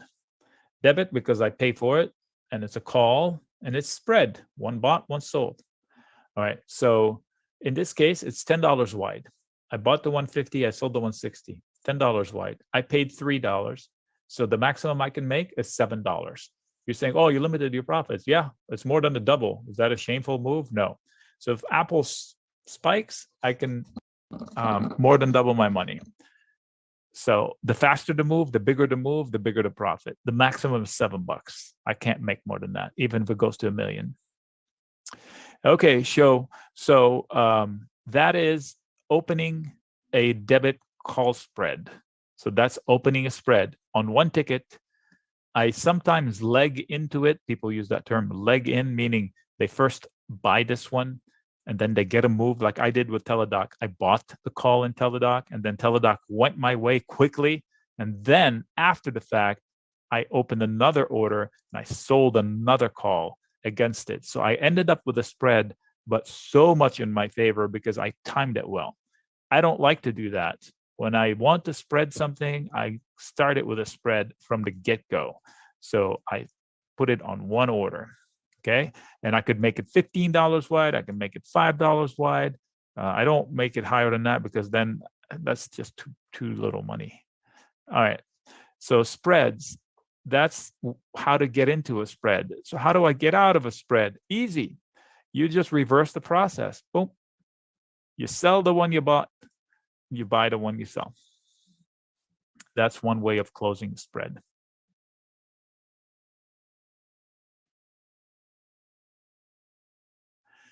Okay, so Ron is asking, okay, let me regurgitate what Ron said. He wants to sell puts short term to make money. Ron, the markets are at all-time highs. If you start selling puts left and right willy-nilly short term and you get one bad week, your account's going to be in serious hurt. It's doable, but you better do your due diligence and don't ever sell a put you don't plan on owning shares. I've been assigned shares before, but thank the Lord that I only choose stocks that I don't mind owning. Let's walk through a sold put like Ron's suggesting. And let's say it goes bad. Let's go through what happens, okay? All right, so let me remind everybody. Selling a put is committing to somebody. You're selling somebody insurance. So if I sold the $140 put for Apple, I sell a put, I committed to somebody out there. I will buy their shares at $140 for the next 50 days. Anytime they call on me, price does not have to be lower. That's a misconception. Price does not have to be lower. They can assign me at any point in time. They'd be idiots to do it unless it's lower. But they could do it if they wanted to. I've never had it happen to me. So now I have a position in my portfolio that shows short put, credit went into my account. Let's say price falls. This 1.57 will increase in value. When the price falls, the put gets hot. And let's say it goes to 1100. I'm down $1,000 already because I collected only 150 and now it's worth 1100. So I am in deep schmutz. Am I? No, because I wanted to own the shares. So the paper losses will be huge. But if I really just wanted to own shares at 140, I wouldn't even defend it, because then the worst case scenario is I wake up one day, I own shares at 140 like I said I would. So what happens to this one with all the losses? It was worth $1,100. It just disappears. It goes away. It takes away all the paper losses with it. It leaves the $160 I collected today. Therefore, the worst case scenario in this situation, even though I was down 1,100% on paper, is that I bought shares at 140 and my break-even point is 1.6 below 140. So 138.40 is my break-even point. I may start to lose money if price of the stock falls below that and I own the shares. All right, so that's the selling a put. But if you do that with 100 shares of Apple, 100 shares of Google, 100 shares of that, 100 shares of that, and then the whole market crashes, suddenly you're buying a whole bunch of stuff and your account may not be able to take it, and then they'll force you to do stuff you don't want to do, margin calls and this and that. Be careful. I don't sell puts to trade. I sell puts to swing trade on thesis. Like instead of buying a call, I'm solid on the put. And if I'm not, I sell a put spread. I got into hot water last year on X. I sold the put at $10. The stock fell to 4.8. They did not assign me shares. I ended up making a ton of money because if somebody played it wrong on the other end, I was like, what are you thinking? Why on earth did you buy the put if you're not going to use it? They had so much profits from my misfortune, but they didn't capitalize on it. I ended up making bank. But, in which scenario it's better to do spread? Yes, it's always better to do spread from the safety perspective, Angie. So this selling a put leaves me on the hook from 140. Like we said, I'm selling somebody insurance. I'm promising Billy Bob out there, I'll buy his shares at 140. So what if I personally, it was like, oh shoot, what if something happens? I better protect myself. So I would buy protection. So I collect 160, I pay back 90 cents. So now I'm collecting a spread, much smaller amount, but I'm on the hook here, I'm off the hook here. So Apple can go to zero. I know exactly what I'm going to lose. That's spreading my risk. Selling, so still credit goes into my account, less, but credit goes into my account. I have 80% odds I'm going to win. And, my setups are not this close. I want better odds. So this would not be a spread I sell. This is not one I would trade for me. It's too much. I want boring trades that pay 15% or more. That's my style. So you can do the weeklies, be in the trenches. I'd like to be in headquarters with binoculars, using ICBMs if possible too. So long distance fights, way better than in the trenches. Trust me, I've been in the trenches. So this is way better. Can do call option. Okay, so on the call side, you can do also a credit call spread to short a company responsibly. Okay, watch this. Let's say I wanted to short Apple. Some people like to short by selling a naked call, but they sell this call.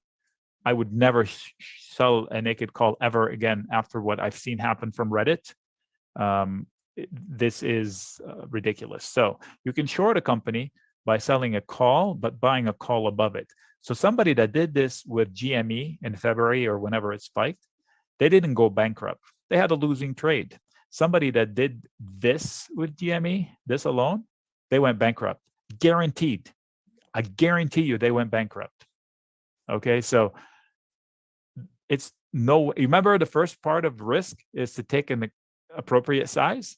This is not an appropriate size risk. When you short a company, you have unlimited risk.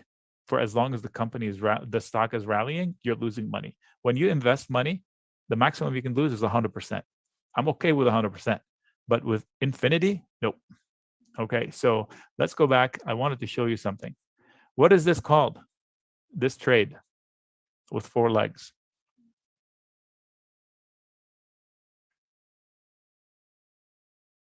Boom. Nope. It's called an iron condor.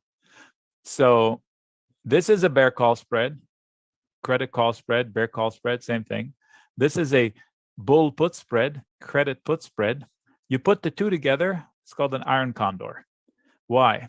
Because it is a self-hedged trade that ranges Apple between above 140 and below 160. I know you know it. So let's go back to Apple and show you a visual. Why are these trades so popular? I share 9 or 10 of them a week. I shared one today, complete video, setup, explanation. So Apple, what did I say, 140? Okay, so as long as Apple stays between this and 160, you can't even see it up here, the trade wins. That's that trade setup. So I don't need a rally. I don't need a drop. I just need it to hang around. Yeah, it's a non-directional bet on the price action. And I love them when you have visibility. You don't just do them. You do them when you know levels. And I'll address that level question in a little bit. When you know levels, you can do these. If you don't know the levels, you can't do these. So this is too aggressive. When I'm getting paid 1.3, think about it. I'm an odds guy, right? Not an odd guy. I may be odd, but I'm an odds guy. So if somebody's paying me 40% reward, it cannot freaking be an easy trade. Okay, just think about it. Anytime you're collecting a trade that pays you 30 to 40% reward, it is not going to be easy. There's going to be drama. I have yet to meet an easy 40% win by design. This is by design. It's paying me 1.3 on a risk of 3.7. That is a huge return on the risk. Not going to be easy. Okay. So what I would rather do is make it more humble, collect less, increase my odds. $1 is still aggressive, 25% yield, but it's at least better. Okay. So this one is too aggressive. Maybe this one. So now we're talking, that's too little. That's why I said this is not a good time frame. I don't like this options table for Apple. This would not be a trade for me, but this is a visual of an iron condor. Make it wide enough, collect about 25% yield, 20 to 25% yield. You would have 80% odds to 90% odds in your favor every time. And you reduce your money at risk. What does that mean? The maximum loss, if I do this side alone, or if I do this side alone, I can lose more money than doing both at the same time, because I cannot lose on both ends, but I'm collecting from both ends. So the stock price is not going to split and go up and down at the same time. So I can only lose here or here, but doing both, I'm collecting from both with the same width, $5, $5. So you lower your odds. You lower your money at risk because I'm collecting more. I can still lose the same from either side. So eventually, overall, I'm losing potentially less. So I know it's confusing, but it's repetitive and you'll get it. I share a complete Iron Condor video every week. So if you're here 50 weeks, you're going to get 50 freaking lessons on the Iron Condor. So I'm not buying anything. I'm selling a spread. I'm selling 2 spreads for the Iron Condor. I sell risk up here to say it's not going to rally past 165. I sell risk down here that it's not going to fall below 135. That would be an Iron Condor. Okay, somebody asked, how do I find support and resistance levels? Okay, so I'll say it again. I started by saying I look left and figure out, like for example, on Tuesday, if somebody said, hey, what are you going to do with Apple? I was like, well, it's easy. Build a box, around this candle and that candle, that's your playground for Monday, Tuesday, Wednesday. The price is going to ping pong inside those ranges. And I wouldn't short it here. I wouldn't go long it here, because that's the range until the range fails, and then they'll go in that direction. Let's say the ping pongs, ping, ping, ping, and then they break out from here. Now I buy calls for a trade.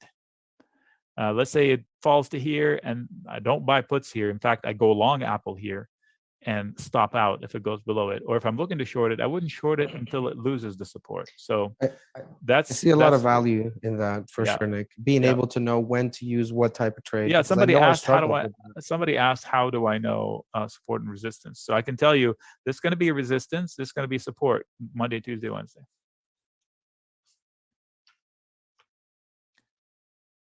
I don't understand. Source software do I use? This is TradingView. TradingView has a free version. The free version will not give you the volume profile, but everything else, I don't think you can put that many alerts either in TradingView. I don't know how many they allow you.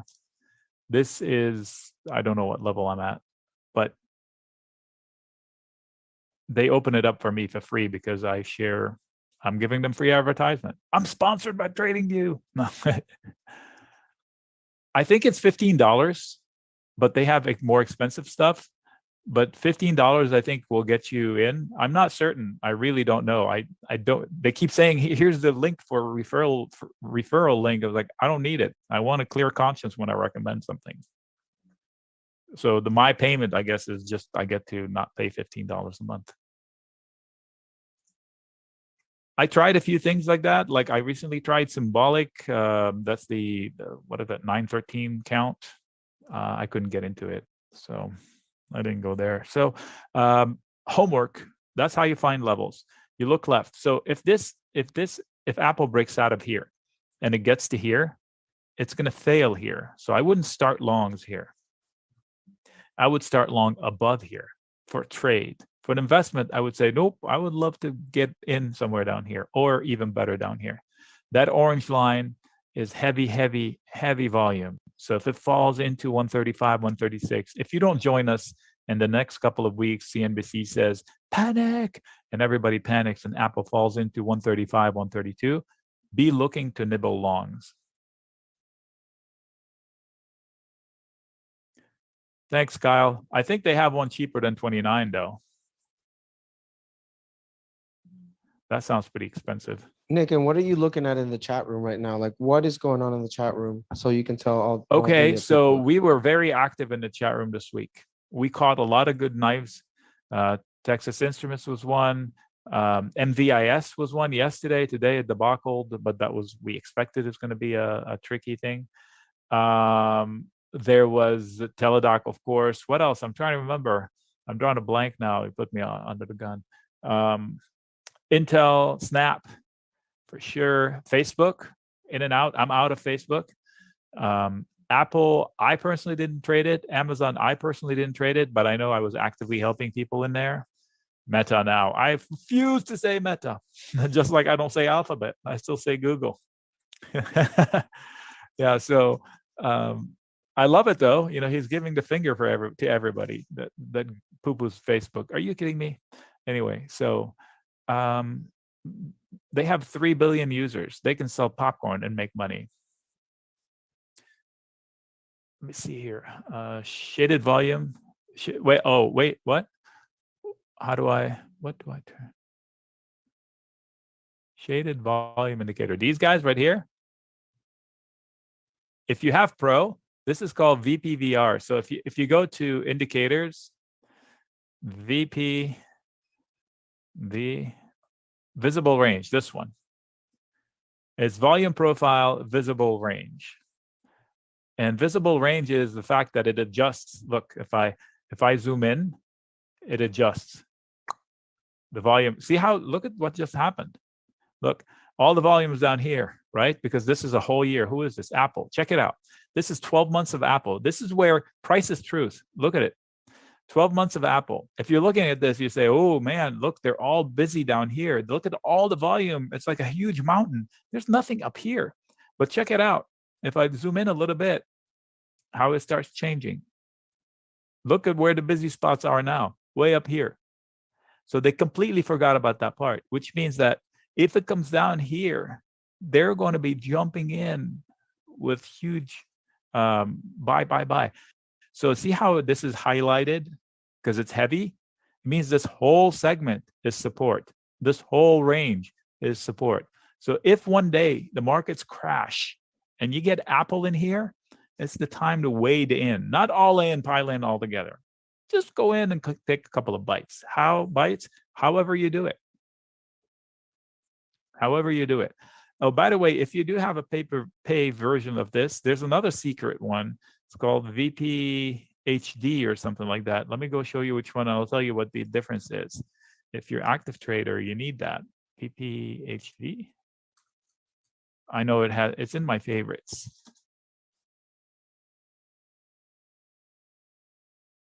Oh. Anyway, I'll show you where it is. Let me go to 60 minutes. There it is. I'll go to a SPY. All right, you see them? You see the volume profile for every day? Tiny here, let's go 15 minutes. See it? Look, this is every day, the session volume profile. So look, just by looking at it, you can tell where the interest lines are. The separated two candles right there, this is 15-minute candles. This is the last. Look how strong the market closed today. The bears got so lucky today. The close came just in time before the burst goes to the moon. So it'll be interesting what happens on Monday. But you can tell that there were 3 nodes that were important for Apple today. One around 458, one around 458.80, one around 459 and change. So if I zoom in, I get more granular information. So if I go to a 5-minute chart, you'll get smarter with the information. But this is called VP HD, I think it's called here. It's probably here somewhere. This one, VPSVHD. VPSVHD. I think Santa Claus rally will be happening, especially here. John, you mean more than higher than all-time highs? I don't know what to tell you. I would not short this market without a reason. What did I start by talking about? I started by saying trillion this and trillion that, and how much money that is. There's just too much money. We need a new shoe to drop to break this market. There needs to be something that is not in the headlines, like maybe Powell leaving, not being renewed, maybe, or an actual flash crash of sorts, or God forbid, some sort of a terror attack, World War III. And we were talking about, challenging China with Taiwan and all of that. So I have complete faith in the stupidity of politicians all over the world to create a problem from somewhere. Do you think Powell should be replaced, Nick? I think he shouldn't have been in that position, but no, at this point in time, he got us in this mess. Let's see what he's going to do. Replacing Powell would create unease in the market and would create financial debacles on Wall Street, which would carry over. But he was the wrong guy for the job. We needed a boring economist. Powell is a Wall Street guy. He's not an economist. Right. What was the name of that indicator? VPHDSV. Yep. And what are your thoughts on oil, Nick, right now? I know we've been too high. It's a sham. There's no way I believe. First of all, oil by definition is a rigged market because of OPEC. There's a coalition that controls how much oil there is in the world and what to set price at. And they have help from Russia and indirect help from the US by choosing not to pump and drill and all of that. So price fixing, it's illegal in the US, but it happens on a global basis. How is it logical that we're driving less, we're telecommuting more, therefore we're driving to work less, we're flying less, we're driving EVs, we have more solar? How on earth do we have a shortage of oil? It's by design. So it's like smoking. You say, we don't have a lot of cigarettes, let's raise the price of smoking. So this is like a reset for the oil industry. I think it's going to come crashing down. That's my opinion. So you know me, if you followed, I shorted USO a couple of times. I shorted Yep. Exxon a few times, and I won. And then I decided at one point, you don't argue with stupid, you just let them go. Thank God I did. I haven't reshorted it. Okay. So breakout to revisit, okay to revisit. So once they broke out, I let them go. So now I could short it if I want to, but really to understand how rigged of a market this is the USO. Let me go to monthly chart. What? So what just happened, right? If I go to the XLE, that's a monthly chart. So that's going back to 2005 and 2008. So there's no way we're going back there. And by the way, if you're choosing the XLE, you should really just trade either Exxon or Chevron, because those two are 44% of this, two companies, and they pay you a huge, like 5.5 to 6% yield. I don't understand this question. It keeps coming up. Can you look at program buying call? What does that mean?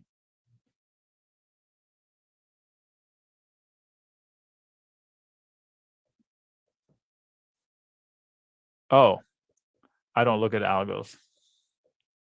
Oh, ticker is prog? Oh, okay. All right. All right, let's see. So you're looking to buy a call. All right, first thing I look is I want to learn a little bit about this company. So it looks like Progenity, total revenues. What's happening here? The revenues are going backwards. They're losing more money. What do they do? Progenity engages in the provision of molecular specialized diagnostic. Oh, okay, so it's like a biotech company? Okay, thanks. So here's the thing with biotechs. You have to do homework in order to know if you're investing, to know what are the probabilities. I would never sell options in biotechs, because when I sell options, what did I say I want? I want boring. Well, I avoid selling options around the earnings because it's non-boring time because of the headline. And I don't have an edge on the headline. I don't know what's going to happen. Like if this one has an FDA outcome, if I take a bet on it, that's all I have is a bet. I don't know what the FDA is going to say. So it's a problem for me. So you have to do homework. I can tell you my opinion on the chart, right? So the bulls are in charge from the bottom. They're setting higher lows.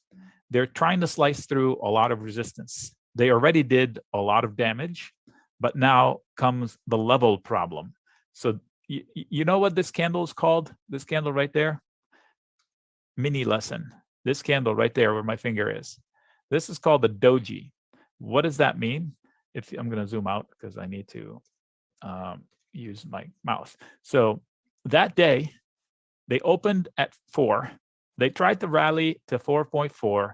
They hated it down to 3.3. And then they said, you know what? We have no freaking idea. Let's go back to where we started from. And they closed exactly where they opened. So that means they're indecisive. In the process, what did they do? They told you the range to trade. They said, this is the playground for the next few days. Now, let's do this. Let me take the center of this and go left with it. Check it out. So now I didn't make this stuff up. Look at this. Surgical. Surgical. Look at this. Look. How important is this line if I send it left? Look at, I mean, what? Are you kidding me? So this is an important line. So if I were you, I wouldn't buy it until at least they go above that, and ideally above that. Then they could probably shoot the 6 or 6.25 if they can slice through 5, which is a huge level. But now this is if you slice the picture in half, you get half the action here, half the action there. So now they're back to even keel with the wind in the back of the sails of the bulls. So maybe they get a headline, maybe they don't. So you got to know when their scheduled times are for the FDA meetings or whatever announcements. I don't know any of that. But the playground is this box. The line to look at is this one. They closed below it.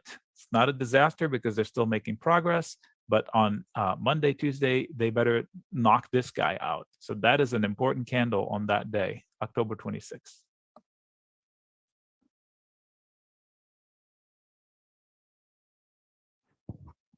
Yes, quick question there from Adesoji. So basically, we do full training, full trading as well, trading and training for options in the chat room. This is just a sneak peek, guys. Okay, so somebody's asking for a PDF for brand new investors. I can help with that for sure. So if a member comes to me and say, give me ABCs of investing, first of all, you just saw the A of investing with the risk definition, regardless of how you end up investing. If you didn't write that stuff down, there's your PDF. So review the video, take the first, 30 minutes of it. That was definition of risk. That's the number one job. And then the number two job is no trigger, no trade, no thesis, no trade. Then you start develop, okay, I have this idea. So if you write that stuff down, then you start looking at companies that are attractive to you. Then you say, hey, Nick, what about this Progenity? What can I do with it? I think it's going to be interesting. What do you think? Well, then we have a conversation like we just did. Lesson 1 for you. OCGN. Okay. This is not an obvious point of entry. That would be my answer. That is a big, massive fail. They're making progress against it. But let me interpret this candle for you. They opened here. They rallied to 13. They crashed and closed on the very low. Then the next day, now they spent 3 days fixing the problem, and they're going back into a massive failure. Moreover, massive failure and massive failure. So until they take that out, I assume I missed the rally.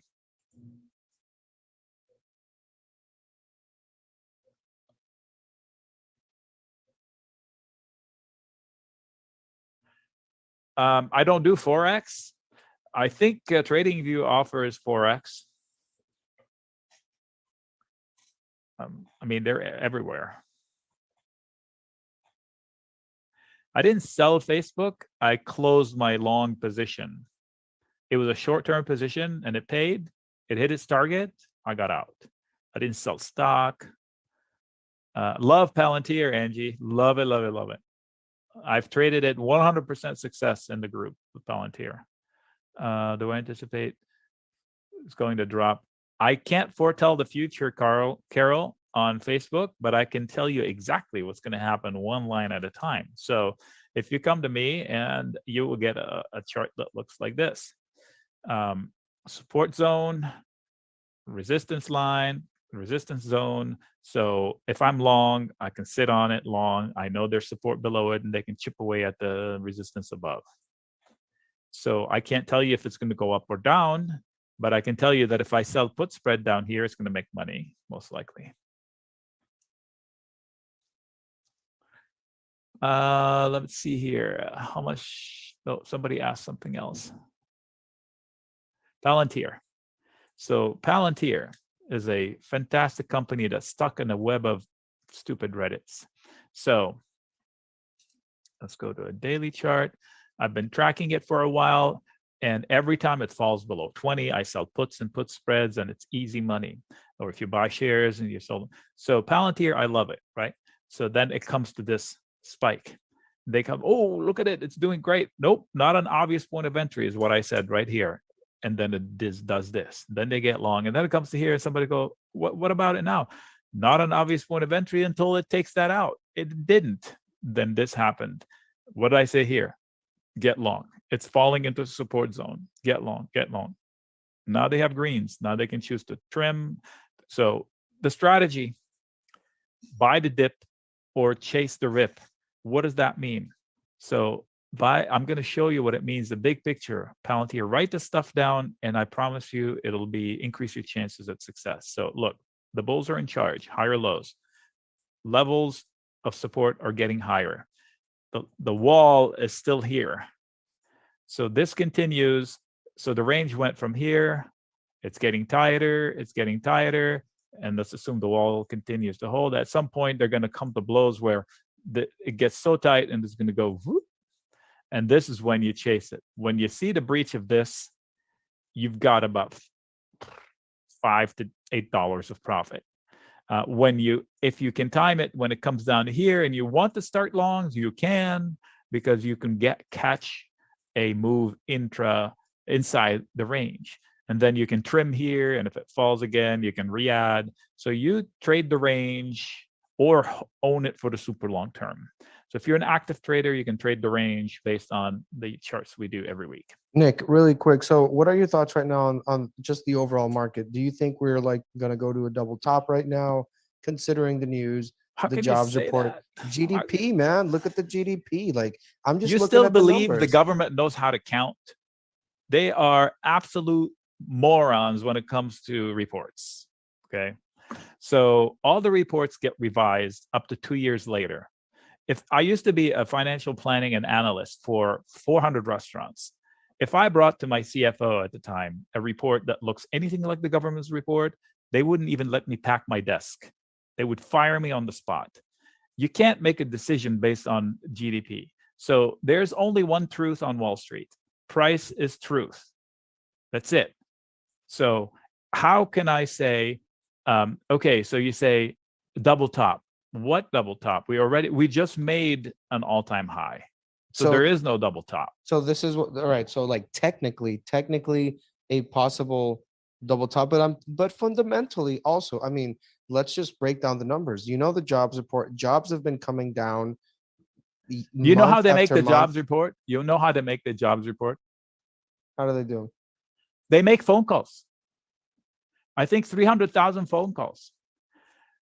Are you employed? No. Are you looking for a job? No, that doesn't count. Click.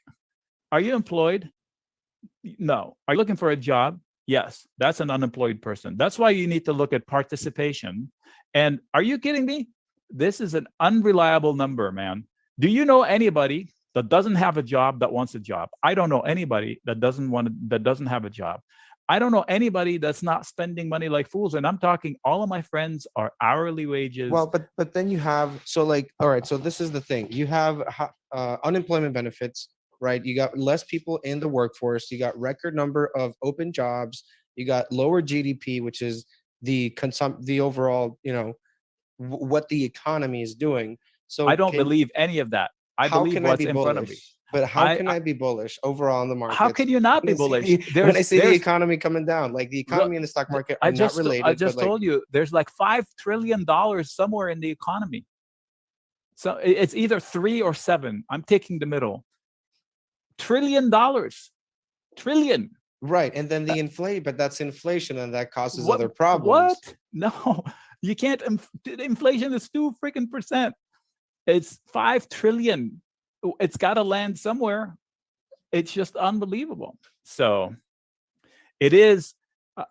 It's okay to look at the fundamentals, but first of all, there's no technical double top because I'm still long. This is your top. This is your double top. It just broke above it. So technically, there is no double top until this fails and we go back to it and fail again. That's the double top, and it's not there. Could we fail? Could we come down? Of course we can. If we continue having these, but you can't short this market. You could have said the same thing here. That was a top. That was a double top, and the market was still hot. Inflation was still hot. Everything you said still applied here. Everything. Yeah, but it's 10 times worse. Like inflation. It's not 10 times worse. Like CPI numbers are through the roof. It's not through the roof. It's just slightly above expectations. So the CPI was about the same here as it was here, as it was here, as it was. What's the CPI here? What's the CPI today? It's 4 or 5%. We have never had this much inflation in 30 years. Like it's been a while. I think you're gobbling up news headlines. You're gobbling up news headlines. You have to drill down. It's not as bad as they say it is. Here, so this is core PCE today. That's inflation, right? The CPI, but then you got CPU. Core CPU PCE also is inflation, and it's down. GDP is down, but that's and the Fed expectations of GDP growth went from like 5% to 0.05. This is it's so ridiculous. These numbers are so ridiculous.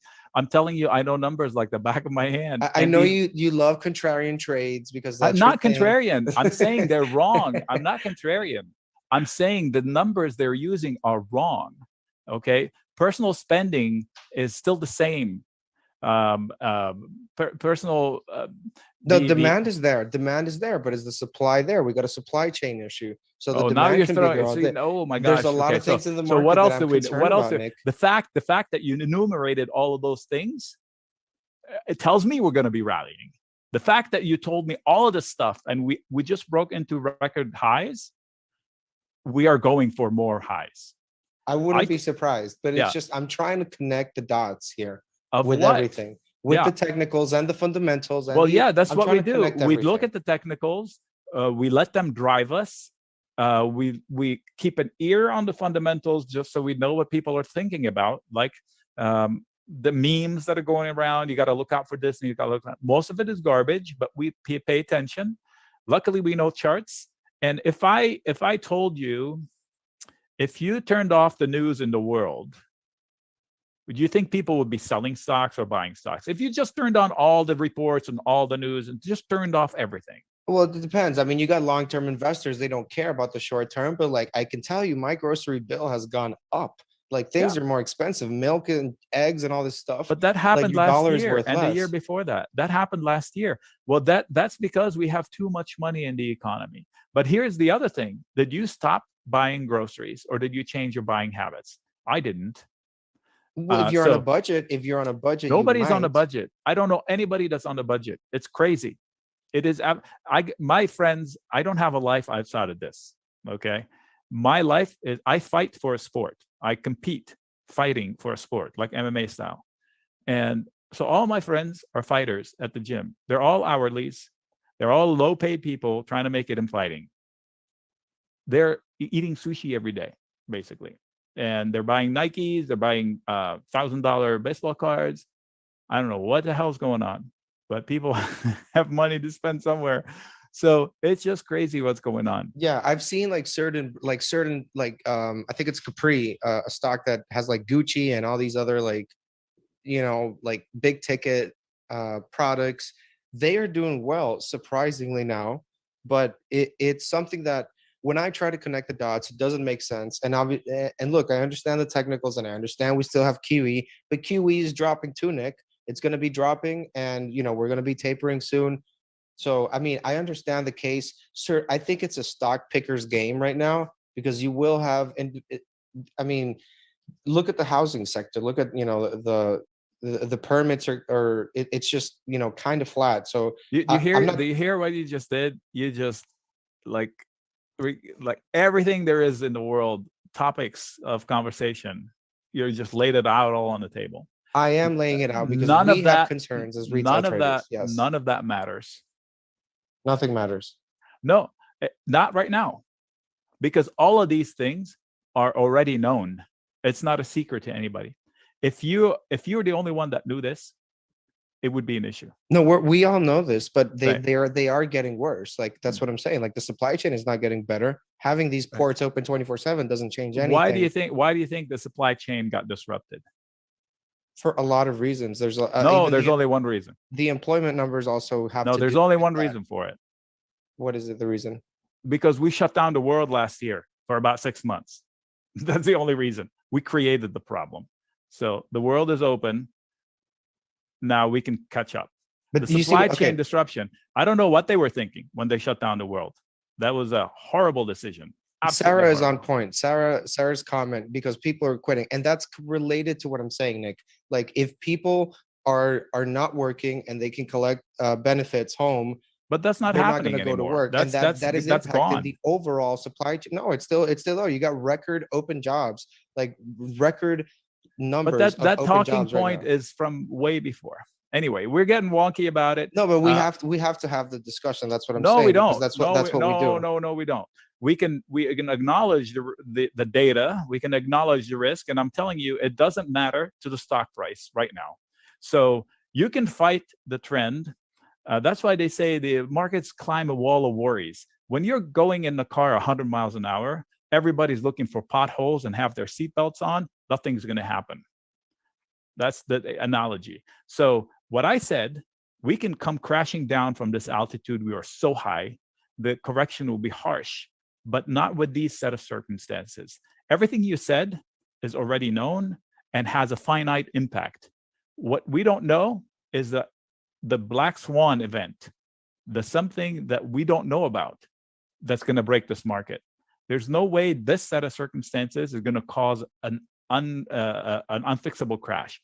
What I said in my video for coming into this week, I'm a buyer of the dip.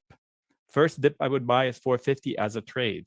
Anything below that, 455, 445, 443 is another buyable dip as a trade. 430, 432 to 428, I will buy in relatively good size. If that fails, I will get out of everything and I will get super strong long in the low 400s, because that's where we will bottom. Remember the 398 call? I said, let's go along the S&P. I think it's going to 403. It was like 398. We woke up and it was like 403 and a half. Like, whoa, what am I, Karnak here? So I'm going by the chart. I'm going by the chart because I believe that all of the politicians all over the world are absolute morons. And it's a rigged market with regards of what the news they give us. So the only truth we have, man, the only truth we have is in the charts, because that is actual data of buy and sell, not interpretations. That's collected data, bought, sold, and the machines are doing the buying and the selling. The machines will act accordingly unless something breaks in the actual structure of the market, the black swan event, and that you can't short. Price is truth, absolutely. Okay, so let's just say, what if the black swan already happened, which is COVID, and now we are going to continue to deal with the repercussions of it, which is pretty much basically a new type of economy. How would you position yourself for that? I don't know what you're saying. So I'll deal with it when it comes, because I don't know. I mean, that's a theoretical on top of a theoretical. All right. So this is what I'm saying. COVID caused a lot of disruptions in everything, in every sector, right? Yeah. But then you also have the government stepping in and providing the benefits for people, right? So now that is going to disrupt the supply chain. So my question is, if that continues to be an issue, it continues to become a snowball effect. It's not. Businesses are smart. They'll find a way to get their shit together. People are smart. They'll find a way. They'll know when to get back to work. I think the only gravy train left here is $300 a month per kid for 6 months. That's the only free money from the government that's left right now. In fact, people who were getting unemployment, double dipping unemployment and working, that gravy train ended. In fact, now they have to prove that they're actually looking for work in order to continue getting unemployment like they used to do. So the government is up to its eyeballs in debt, and they can't do this for a while. And now Biden is figuring it out. So he's now conceding a whole bunch of stuff. Like for example, here's a good thing nobody's talking about. He just capitulated on the fact that he's not the corporate tax. So there's happy tune. Nobody's talking about that. Was priced out of the corporate tax thing. He gave up on it. So yeah, that's a full 360, because I mean, right, but no, but that's money. That's money into companies' pockets. Yes, that nobody's talking about it. And earnings and all that stuff, for sure. Right, so that's a good piece of information that we're not dwelling on. So we tend to dwell on the, oh shit, what's going wrong here and there, and what could go wrong. Everything can go wrong, but you can't plan for a disaster when there isn't one imminent. There is no, like, you're naming all of these things, none of which is an imminent disaster, in my opinion. Yeah, full 180. Good 180. Yeah, that was my bad. But the reason why I bring this up, Nick, is because I love economics, I love finance, and I understand the economy and the stock market are not directly, they're connected, but they're not 100%, point by point. But there are these are the things that are on the back of my head as an investor, and those are things that are in the back of my head. I'm going to issue you a challenge. I'm going to issue you a challenge. I know you're not going to take it. Let's do it. Don't listen to 1 minute of news in the most important news week this week, and see how well you do trading. Just look at the charts, make decisions on the charts. Look at my morning charts. Don't read my notes.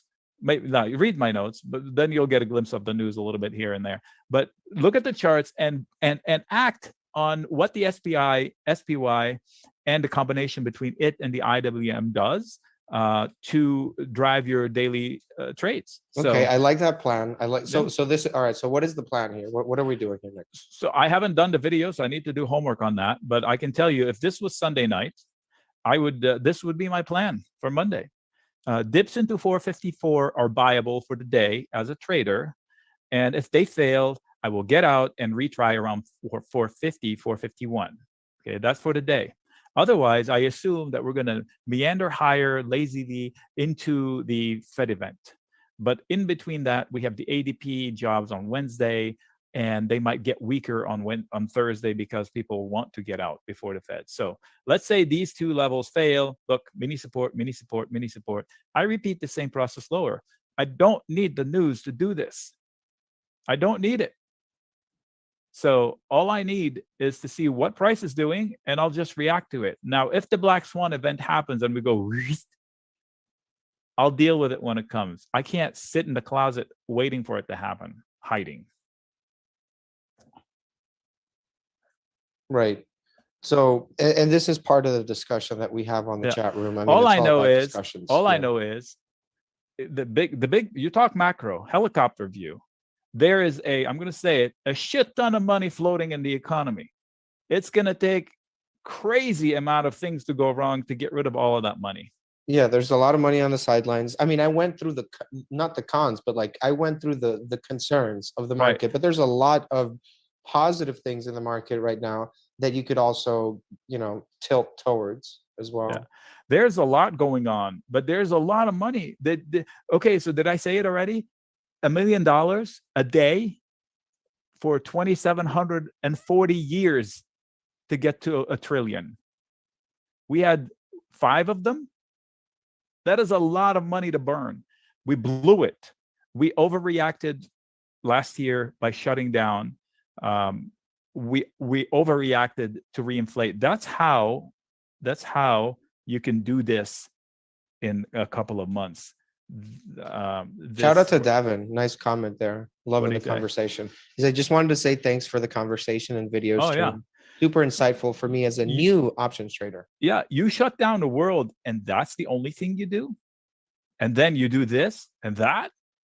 That is proof positive that we overdid the medicine, and now we're hooked on it. You don't think that's an irrational move? That is a crazy irrational move. Because we acted wrong as we let my whole family are doctors. So this is not an insult to doctors. We put the wrong people in charge. We allowed the doctors to dictate policy and without consulting all kinds of other things. I know this is like an insensitive way of saying it. I don't mean to be insensitive about anything. Yeah. It's a tragic thing that happened. But the way we panicked and we reacted, first of all, by shutting down the world, and then the bigger problem is how we got out of it. Yeah, there was a very fast reaction. Like nobody had time to buy the dip. We're talking about a couple days, Nick. This is evidence that something happened. We poured too much medicine into the economy. The biggest proof of that is this company. Also, not an insult to AMC, but this is a company that was struggling way before COVID. And this is 2019. This is COVID right here. And so their business is already broken. You can see it. That's what the stock market is telling you. And then you shut down every store they have for a year. And before they even open, it does this. On what planet this makes sense? Yeah, so the fundamentals are disconnected from the technicals. This is the only time where I can say the business is broken, but the stock has never been healthier. Usually they say, oh, the stock is broken, but the company isn't, therefore you can invest in it. This is the company is broken, but the business is the stock has never been better. So that describes a little bit how I feel right now about the market. But the thing is, if you think about it, 60% of the NASDAQ is 7 stocks. So I'm estimating. And those stocks actually are increasing their P&Ls. So they're not AMCs. That's why I'm saying, I don't care what the news is, how is that news going to impact the bottom line of Google to a degree that creates the panic that you're talking about, right? So if Apple, Google, Microsoft Tesla, Amazon, Facebook are 60% of the Nasdaq. That's a huge, huge prop under the Nasdaq. So yeah, it can fall. Part of But- my concern is also that, the Apple ad policy change. You saw Snap missed earnings. Facebook didn't hit every target. Missed earnings. I'm not You a- make I'm my not- skin crawl. I'm You're not a making my skin perma bear. crawl. I'm not Missed a perma bear, earnings. but there's a lot because okay. So Snap. here's the thing: those are Oh the my biggest, God. largest companies in the Nasdaq. So Stop, if this stop, Apple ad stop, policy stop, changes it, Stop. what Stop. happens? Stop. Missed earnings. Go get me the actual growth number on sales for Snap from last year to this year. Is it 40, 50%? They're up a lot, but they How missed can you miss expectations. earnings? I'm telling you, the person that put the earnings estimate was wrong. It wasn't the company that sucked. The forecast was wrong. A company that grows 50% gets punished 25% in their stock. That's an irrational move. So Yeah. let's go to the chart. Snap. Emotions aside, okay. Snap spent months consolidating, building a base right here. It fell into that base on good news. I'll buy it. Simple. Agreed. And- And it bounces. If it bounces, I said in my video, it's going to hit a lot of resistance. This is not going to be an easy gap to fill. So don't be tempted to, it's going to fill the gap. It's going to hit resistance. And guess what? On Monday, if it loses this floor or if it loses this one right here, I'd be stopped out because it will come down to here. So no emotions, no news. I see this fall. I go read the reason why it fell. I disagree with it. I take my position. I will stop out, re-engage lower. No emotions. I'll take a small loss. I'll re-engage lower. I'll make up the loss. So here's the guaranteed to thing. make- I agree that Snap and Facebook and Apple and all these companies will eventually overcome the Apple ad policy change. But I think it might be in like 2 quarters. I don't think it's going to be immediate. I don't even think it matters one bit. I mean, what was the policy change? I have no clue what So happened. the policy change is like basically when you go into your Apple thing, it says if you want to be tracked or not for ads. So if you click no, the ads are not going to be customized. And Snapchat mentioned specifically that being an issue. Yeah, They you know even why? mentioned Okay, supply so chain issue. They I even was- mentioned supply chain issues. I was a CFO for a couple of companies in my lifetime. So companies that big have a slush fund. Okay, that's a term they use. It's a slush fund. So the company makes mistakes. They have, they want to deliver numbers. They hide losses in places, and then when they get an excuse, they dump all the dirty laundry that has been hiding in the slush funds, and they slap the excuse to it. Like I heard a company say supply chain disruption, and they don't even provide a product. What? So here's the thing. Snapchat, if you are not able to get product across, you're not going to market for it. You're not going to do marketing for it. So that's what you're saying. Listen, you're panicking. You're like hyperventilating right now with all the. You're just left. I throw you a lifeline on the one issue. You throw another issue in front of me. So this is getting. You need to listen to less news. That's my advice. You can't. I mean, what? The company delivered 50 freaking %, if not more, growth. There's nothing broken with this company. It's fine. The stock price was high. It adjusted, and I'm telling you, it may be more pain to come. So I'm completely agnostic to the news, completely agnostic to whether it bounces this time or not. I took my shot. I'm down a little bit on it. I was up a little bit. I didn't book it. I'm down a little bit on it. I get stopped out next week. I'll re-engage lower. I move on.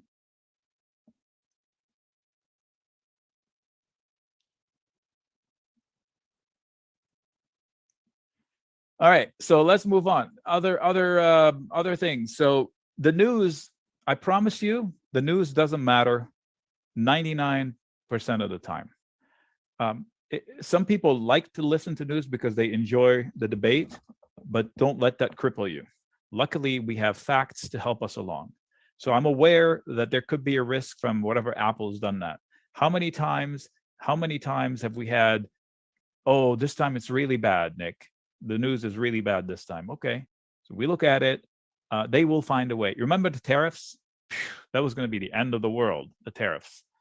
Guess what? We found a way around the tariffs. So there is hiccups. Businesses, they have management teams to overcome. So what is Snap going to do? Oh shit, we're out of luck. We're toast. We hope Apple changes its policy. No, they're going to find a way. They'll make it work. I don't understand the question. Do I think AMC 500,000 shares? They're asking if you think AMC will go to 500,000. 500,000 per share? Yes. Yeah, I'm not going to answer that. What I gathered from that awesome conversation was that, yeah, you can't do anything about the news. Most of it is just noise. It's going to cause you to make mistakes. Oh, here's another thing. If you want another tip, forget news, this sidebar, nothing to do with it. So don't watch ticks. If you're an intraday trader, if you're on the platform all day and you're watching and you see ticks, don't react to them. Okay, so they will cause that. If you see like this big green one, you get emotionally involved. You see big red one, you start capitulating. Make sure you're aware of the levels they're attacking. Like on Monday, if this comes up with big green ones coming up to here, that is not where I buy a call. Why? Because of this guy. Once it goes above that guy, I'll buy it. And this applies to different time frames. This happens to be a 5-minute chart. It works on 15-minute charts. It works on daily charts. So like this big red candle, I don't panic because I know I've got 2 supports behind it and 1 support behind it and 1 support behind it and 1 support behind it. So I have a finite vision as to what can happen. The dot-com bubble was definitely worse than, well, the dot-com bubble was different.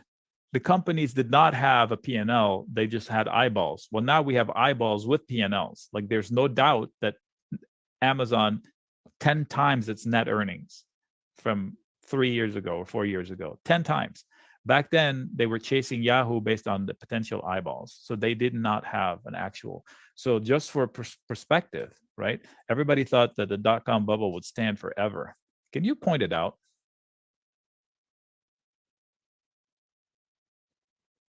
That's the dot-com bubble. Okay. So we passed the dot-com bubble in 2016 when Trump was elected.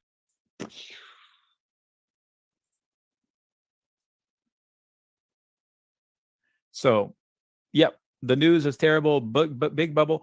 And the 2008 debacle right here, this was a balance sheet problem. Companies went out of business because of balance sheet problems. So we were over levered and we had no assets behind it. So we don't have a balance sheet problem now. The banks are bulletproof. So there's no catastrophe from the banks. That Evergrande, that was a buyable dip. Because when it came to me, I think you and I have had discussions about it. The Evergrande thing in China is a particular spot position. I mean, the problem is local to a bunch of people, companies who lent money to people who didn't deserve that much money to be lent. So it's different. And we don't have an income statement problem here. We did have an income problem during COVID because the companies shut down. That is a P&L problem. Like there's no sales coming in. But then they borrowed the heck out of it to fix the balance sheets so they can, like airlines, so they can survive. So they're still in survival mode. That's why Boeing can't break out. That breakout, my friends, put the alert. Whoo, that would be beautiful, but it's not imminent. Right here, a lot of resistance. Good support. Looks like a head and shoulders. So there's I will buy it if it comes down to here. We bought in the chat room Boeing at 90 from when the president was standing at the helicopter and somebody asked him twice, what are you going to do with Boeing? They were talking about airlines. What are you going to do with airlines? Oh, we're going to help the airlines. And what are you going to do with Boeing? We're going to help Boeing. Okay, sell puts. Get long Boeing. It was 90. All right, folks. It's like what, 2.5 hours already? I think I need to wind it down. Good debate, got a little heated. I'm not upset.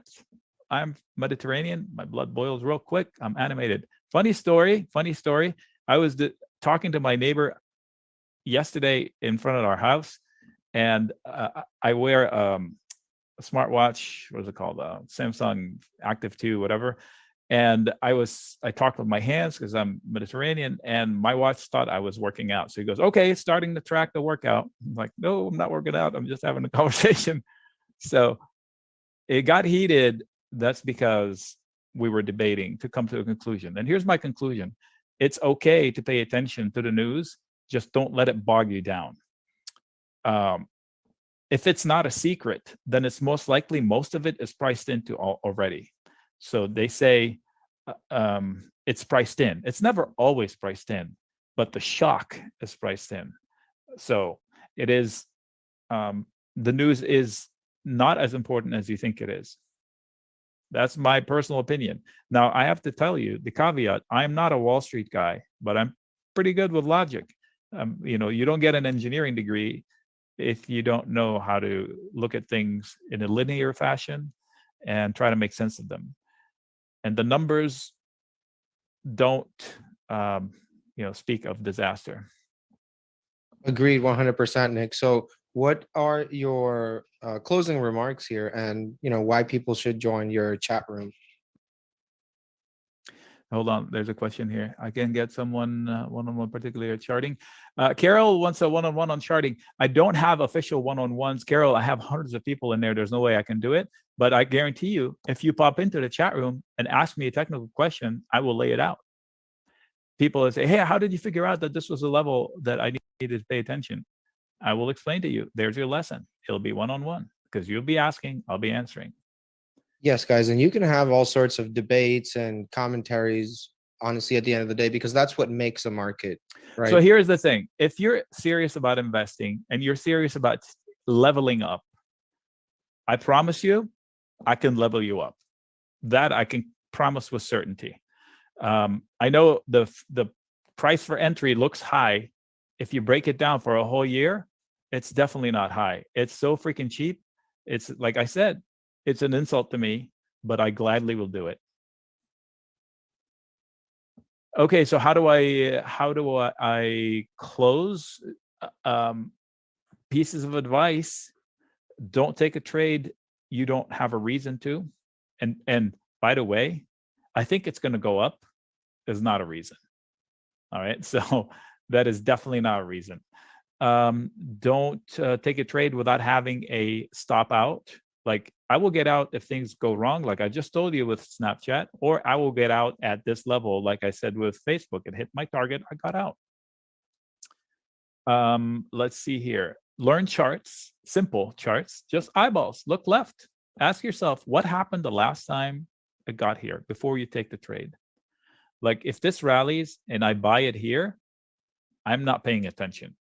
That's the place to exit. That was a major, major turning point. So that's simple things. Don't get too emotional. So here's the quick FOMO thing. In the wild, it keeps us alive. We're designed to FOMO to stay alive. Example: if you see a herd of people running out of the forest, you're not going to rush into the forest instinctively to find out what they're running from.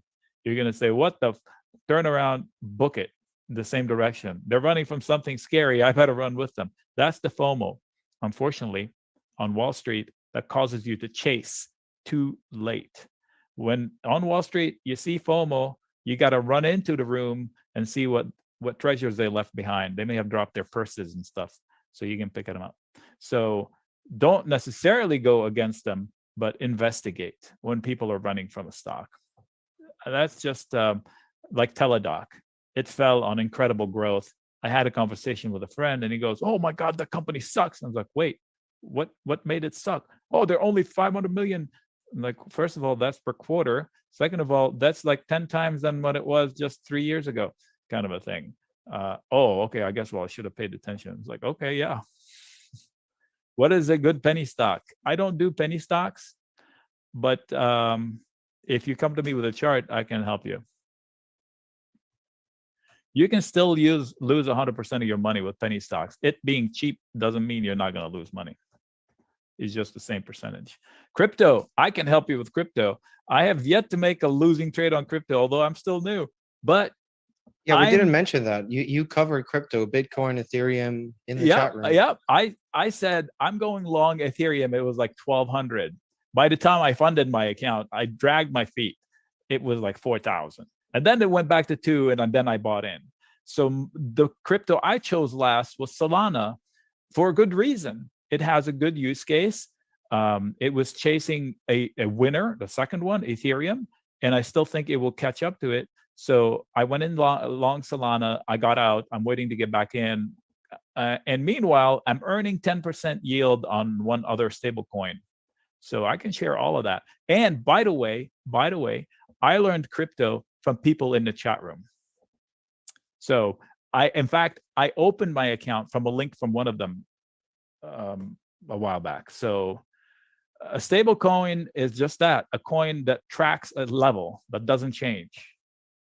In my case, I have a coin that tracks the dollar. Come into the chat room, we'll talk about it. Hi from India. Shiba is not my gig. I need good use case. I use crypto.com.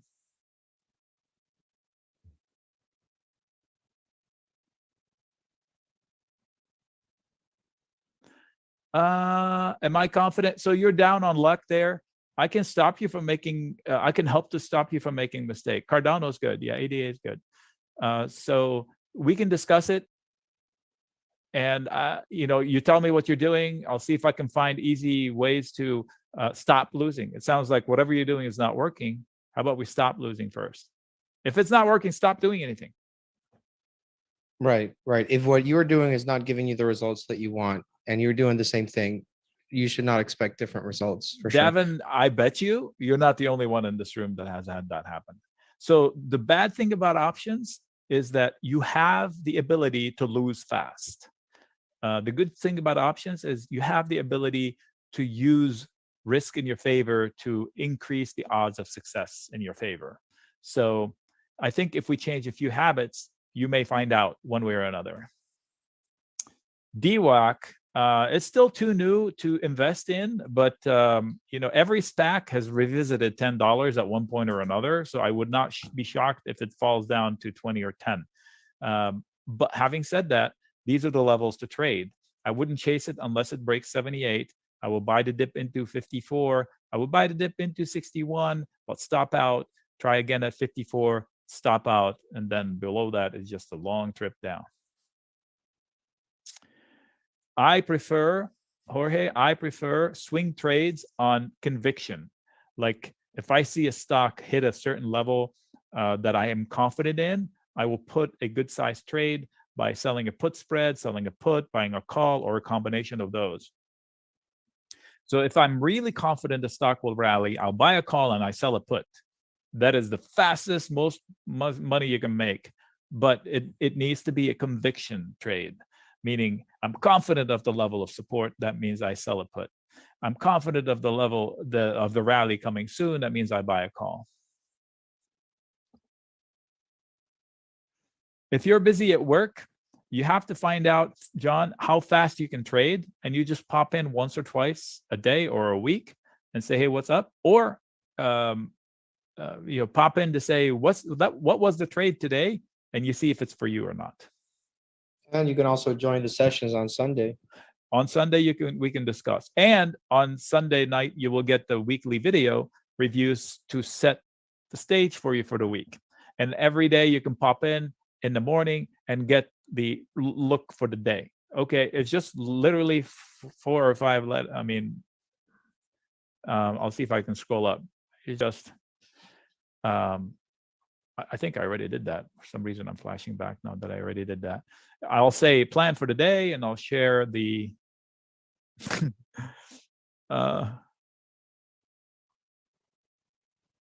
anyway, yeah, you can make it work. You don't have to be, there we go. The plan today. I'll say what happened with Amazon, Apple. Europe markets were down 1%. Oh, okay. So check this out. I said Europe were down 1%.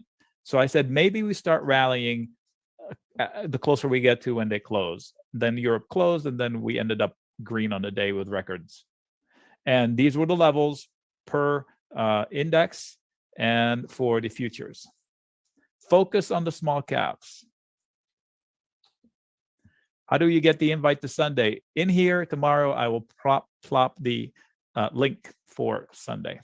That's inside the chat room. That's where Inside he's posting the chat the room. link. Correct. Yeah, Sunday at 10, Enrique, a.m. Eastern. So that's 7 o'clock my time. And then it gets recorded and shared that same day.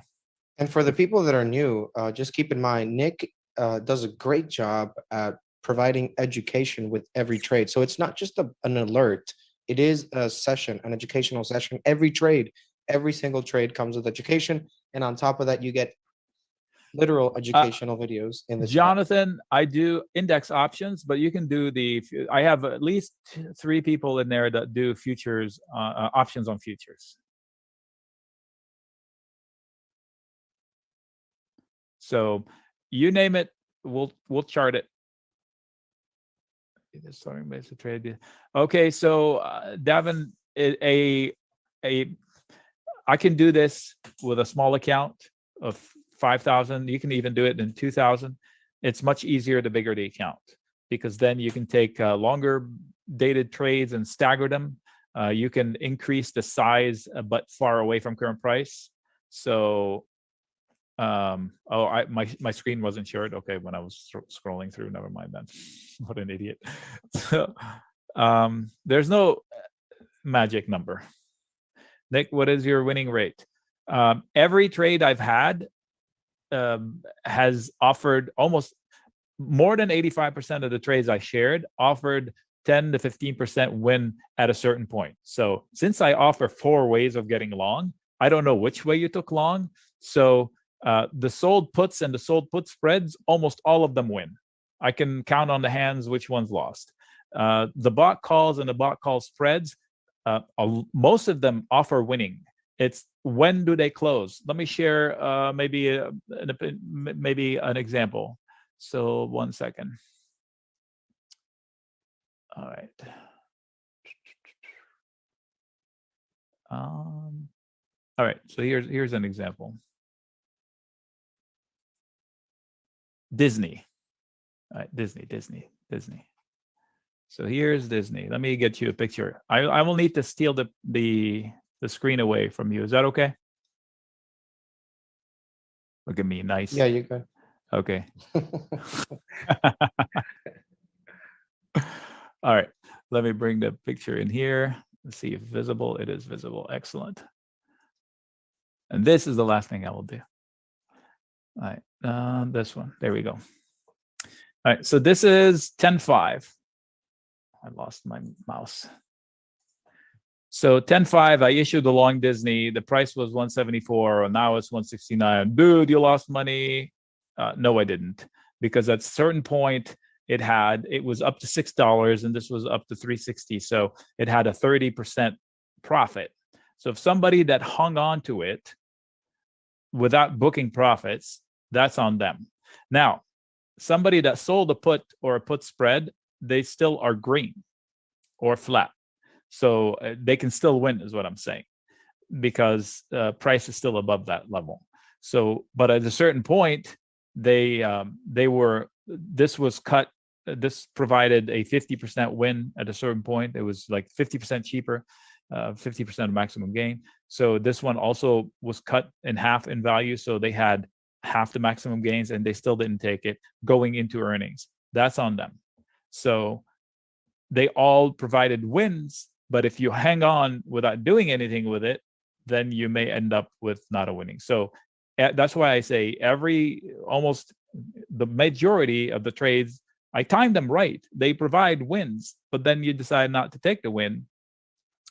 Like this one, Intel. When I took the trade on 10.6, the stock went up. So this $4 turned into $5.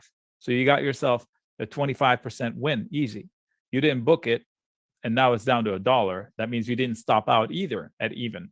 So if somebody did that, they have a loss, when in fact they had a win that they let slip. On the sold put side, I didn't show one. I didn't have one. So the IBB, I know for a fact today I had a trade expire in my favor. I sold a 155. I issued a long. Part of it was selling a put, 155, 152 and a half, but whatever. It expired for maximum gains in my favor today. So I closed half of it 2 days ago, just in case, and then I let the other half ride. So I promise you, I fight for a sport. I race for a hobby when I was younger. So I'm an aggressive guy when it comes to myself, but when it comes to investing, I'm chicken. So I am very conservative in my setups.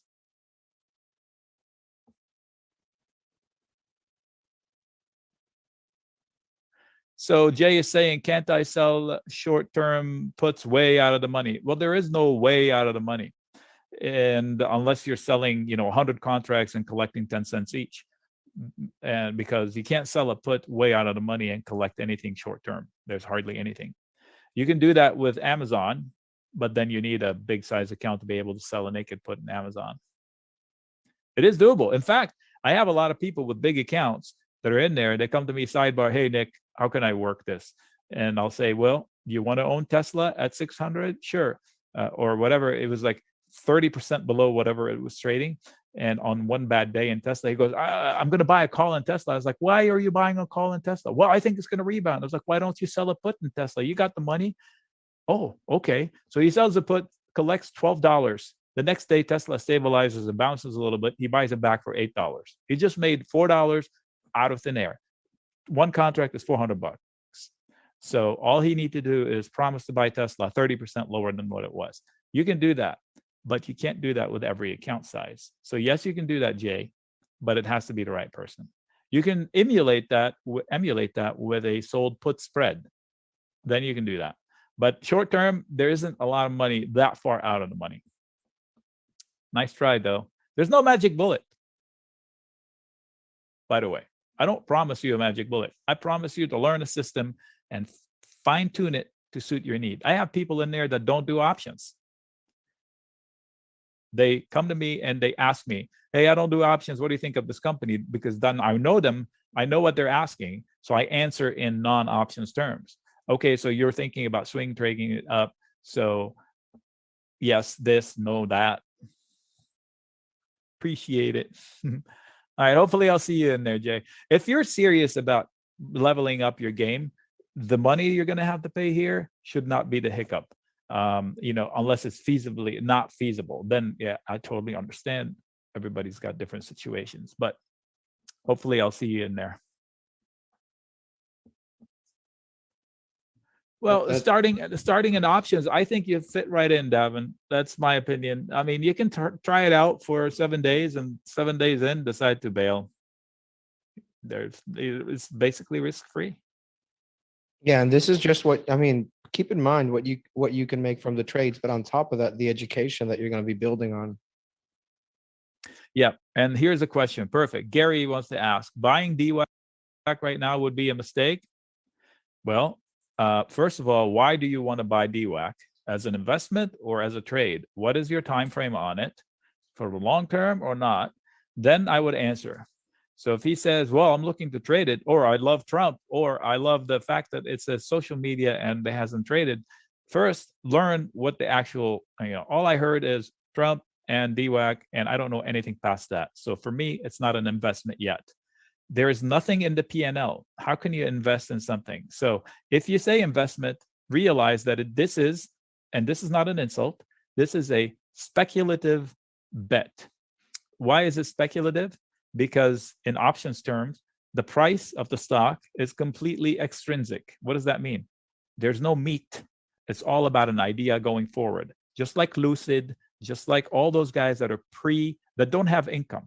They're looking for income. They're looking to establish a business. Yes, the model is proven, blah, blah, blah, blah, but it's all hope for the future. So the way I would do it, Gary, is I would say, okay, I'm willing to lose $1,000 on this. I'm making up this number. The $1,000 may be appropriate for me, maybe not be appropriate for you. I will do X with that $1,000, and if I lose 20%, I'm out. I would not average down in it. I forbid you to average down in a stock that does not have a P&L. I tried to do that with Hyliion. Stop averaging down as soon as it lost 18. Stop averaging down. People wouldn't believe me. I said 6 from 18. They cussed me out. I said, this is not my opinion. This is what the charts are telling me. So here, if you lose 52, it's going to go to 30, in my opinion. If you buy it into 52, it's okay. If it falls to 60, it's okay. If it falls to 52, it's okay. But make your risk X. Don't add to it, and stop out. And in fact, if you decide to risk 1,000, your first purchase should be no more than half. This way, you leave room to add later without increasing the risk size. See, I'm not waffling. I'm not increasing the size. I say, okay, I want to risk 1,000. Let me start with 400 right now. This way, I can add another 200 lower and another 200 lower. This way, I invested the 4,000, but I divvied up. Just be honest with yourself.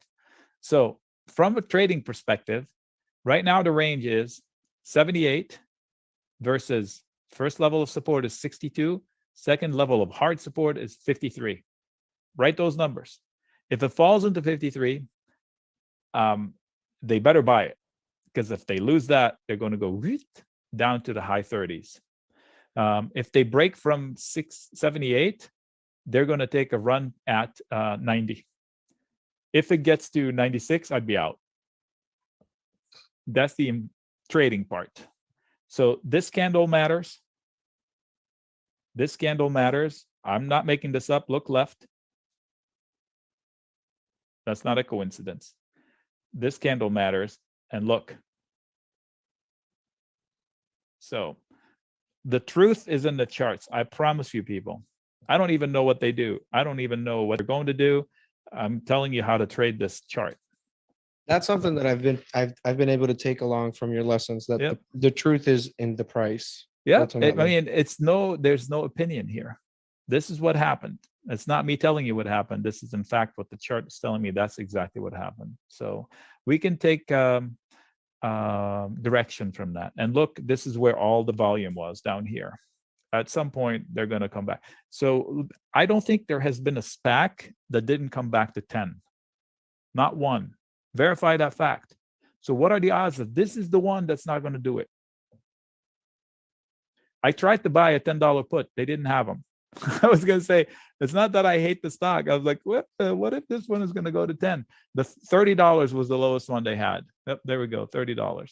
So let me go to March and go to 10. Ooh, now they have lower ones. Hey, who knows? Oh, now see, those weren't there a couple of days ago. I would buy a $10 put and see what happens. Look, 7 cents. That's a lottery thing. Look, somebody 3,600 today. So somebody has my idea. 7 cents. So how does this win? If the stock crashes down to $10, this 7 cents will turn into $5 or 10. I don't know what it'll turn into. It depends on how fast it goes. So what does that mean? If I invest one contract, that's or 10, it's just a small amount of money. I sit on it and I wait for a miracle. This lottery ticket has almost no chance of happening based on the delta. Look at the delta. It's like not there. There's almost no chance of happening. But what the hell what if it does happen? And this is not my way of, quote, investing. The thesis is there hasn't been a SPAC that didn't go back to $10. That's it. That's the only idea I got for it. So what if this one goes to 10 or 15 or 20? That 7 cents will explode. But this is not a trade where you go in and put $1,000 in, right? Okay. $70 will suffice.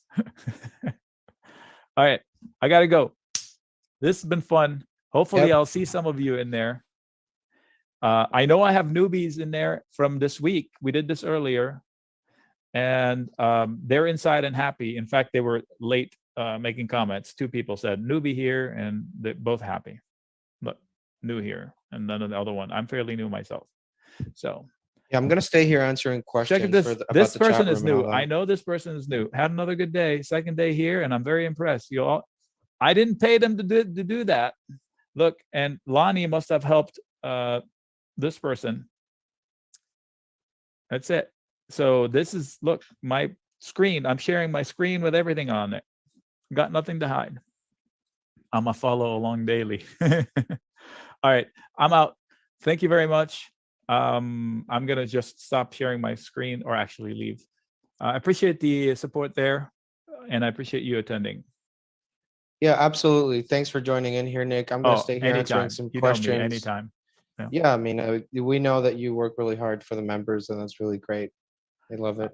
absolutely. All right, see you again later. All right, Nick. All right, guys. So today's session was pretty great. I hope you enjoyed it. We are going to stay here for a couple more minutes, just answering questions if you have any about. Yeah, Enrique, let me put the link here.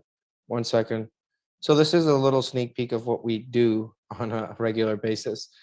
Um, Today's debate was pretty fun, very constructive, very good. That's really what makes a market. Two people, and it's always important, right, to check your things and have a debate, right? If you have a question, ask. And that's really what we're doing in the chat room. We're giving you guys high quality, top notch education so that you guys can become better traders with options. No, this is only for annual, so this is yearly, correct? So the 70% off that we have today, it's actually 78% off. So that discount, you're going to keep it forever. So even if the price goes back up to 2, 3, 4, 5,000, whatever it is, you would still keep the 70% off when you renew. So, hey, thanks, Joseph. It was definitely a great session, very informative. That's what I was telling you guys from the beginning. Like, what else would you want to be doing on a Friday that is more productive? It's a great Friday. It's a great day. Every day is a great day, right? Because you're still here. But on top of that, it's even better when we're actually doing what we love and we're learning together as a community because we love retail. That's really who we are. And as a retail trader myself, I can tell you that it's pretty great to be able to have these tools and available to you guys because when it comes to trading, I mean, we all go through ups and downs, but when it comes to options, you can blow up your account. It happened to me twice, and really until you start taking it seriously like a career, okay? Because that's what it is. It's a career. This is not a casino. These are not lotto tickets. We are talking about making consistent revenue, long-term capital account growth. So that's what we're trying to do in the chat room. We're not trying to do lotto tickets. We really, I mean, I talk to people every day that they want to, join, and it's a single mom or a single dad or a couple trying to get ahead. Like, we really know that you guys are why you're doing this, and we want to help you to be as successful as possible. And that's why we give you the education. Devin put a really nice message there. Let's get to it. Devin says, I just signed up. I'm putting my education and faith in you all. Devin, you deserve a Benzinga welcome. That's how we do it here, Devin. And really, that's really the process, right? I mean, you can't teach yourself. You're welcome, Devin. You can't, like, my mom's a gynecologist. You can't teach yourself to be a gynecologist. There are certain things that will require mentorship and education. That's life. Okay. This is not a very simple 1-2.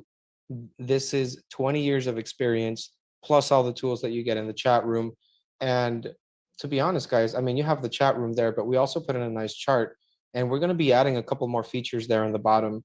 So this is an ongoing project. We have a task force already up and going, ready to continue to improve the product. But ultimately, it's Nick, right?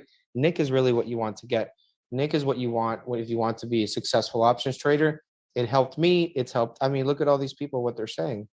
Arizona Nomad, shout out. She, him or her, new member, had another good day. Good stuff. I mean, that's really what it's all about. Helping each other as a community, working together, trading together. Okay. It's better to have a couple hundred eyeballs on something than to be vacuum trading on your own in like in a room locked in, just looking at news and alerts. Benita, nobody unmuted you. I don't think nobody unmuted you here. Um, so, but do any of you guys have any questions about the chat room or Nick's strategies or how you can join or whatnot? Anything of that nature, let me know. I'm just going to be here for a couple more minutes and going to close the stream. So yes, there is a 7-day money back guarantee. Make sure you put your questions on the everyone chat and make sure you put everyone so that everybody can see your questions. Nick never leaves. Nick's life is the chat room. Okay. I'm telling you. Just as Benzinger. No, Jay, separate things, but call Rodrigo. Can you trade options 401k? I don't know. It's a good question. And you can ask your brokerage or whoever manages those funds. Yeah, correct. So this is a 7-day money back guarantee. It is going to expire at midnight. So I won't be able to help you after that. In the meantime, right now, you can join and you can take advantage of the 78% off that we have. And you'll be part of Nick's options trading community so that we can trade together. There's nothing better than trading in a group, I'm telling you. Like, and you start holding yourself accountable for things, which is good. You need to be held accountable, right? Responsibility, accountability, it's very important in life. It's also important for trading. And we help each other as traders, right? So let's say you make a little mistake there, somebody can come in, probably very likely it's going to be Nick, but other people there are willing and able to help you and answer any questions that you have, which is great. We've built the best options trading community out there. I can tell you because as an options trader, I tried a couple things out there and none of them worked. And ultimately, Nic Chahine kind of made everything, all the pieces fall together and things start making sense. So it's very important to really keep that mindset of always trying to learn, always trying to improve, because you're never going to know it all. And the moment you get to that point in life where you think you know it all, that is when you're going to get knocked out. So as a trader, you have to be humble, check your egos at the door. And remember, we're all here learning and earning. And that's what it is. You're never going to be 100% successful in every single trade. That's never going to happen. We need to take into account that there is a risk in the market, and that's why we trade the way we trade. We're not looking for lotto tickets. We're looking for consistent account growth. Uh, Muhammad is asking, how long will this project last? So this project is ongoing. It's not stopping. We're in the chat room every single day, even Sundays. Okay. What's the last time you heard somebody giving you coaching on options, private sessions on a Sunday, let alone what we're doing here on a Friday? Okay. Like, this is very, very good for you guys to actually engage and learn and take what you can from this, because Nick is a great mentor. He's a great educator. He knows about options. He understands risk management. And that's like half of the equation when it comes to trading. Um, Greg is asking, we come back to this chat room to get the link for this. No, no, no, no. So this chat in the Zoom that we're doing, this is not the actual session that we do on Sundays. This is, look, guys, we're just giving you a sneak peek. That's really what it is. The actual chat room session that we have is the link is only posted for chat members. So only chat members have access to it. It's not a public link. It's not like everybody can join.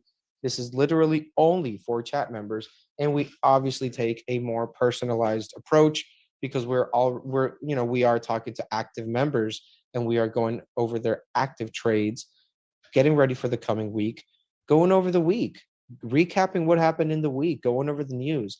Things happen like every single week or two. You have big numbers coming out from the economy, and those numbers move the market. So being on top of all these things, trading with a community, and remember, these are all verified Benzinga traders. Greg just signed up. That's awesome, Greg. I love it. I appreciate it. And just because of that, you get a Benzinga welcome, sir. So basically, that's what we're doing. We're going over trades. We're going over strategies. Nick is giving you guys feedback on your trades and strategies. It's a three-way street. It's a three-way street. You talk to Nick, he talks to you, and you talk to the other awesome members that we have there that are very happy to be there. Like, I know a lot of people that got into the chat room, and I can tell you, like, they're all hungry to learn and trade options profitably, right? There are people, I've talked to people that have been doing it for 20, 30 years. They're still negative, and you don't want to hear the number. So doesn't matter if you've been doing it for 10, 20 years. What matters is, are you profitable long term? I'm not talking about one lotto ticket you got. I'm talking long term. So if you don't have the right strategy, if what you're doing is not working for you, and you want to find a better way to trade options, a less risky, okay? It's a less riskier way of trading options. Join the chat room. If you want to trade with a community side by side, make friends and everything, talk to Nick about options, trades, feedbacks, strategies, all that stuff, join the chat room. If you want to be part of our community, join the chat room. We go on Sundays, every single Sunday, and it's a great session. I always attend, and I always make sure to have my pen and paper out there because I know that I know what I'm getting. I know the value that I'm getting. But you got to understand, not everybody's going to see that value sometimes, because to the untrained eye, what makes sense to you will not make sense to them. So once you start getting the grip of things, once you start trading with us and understanding the strategies that we do and how we approach the market, that's when you'll really start seeing, that everything come together, all of the pieces coming together. Because you talk to a cardiologist who can do surgeries on hearts, he knows what he's looking at and he understands the importance of what he's doing. If you put somebody who's not a cardiologist, they won't know what they're doing. They won't know what to look for and what not to look for. And as an options trader, you need to know what to look for, how to improve your trading, how to learn from people that are doing this profitably, consistently for decades.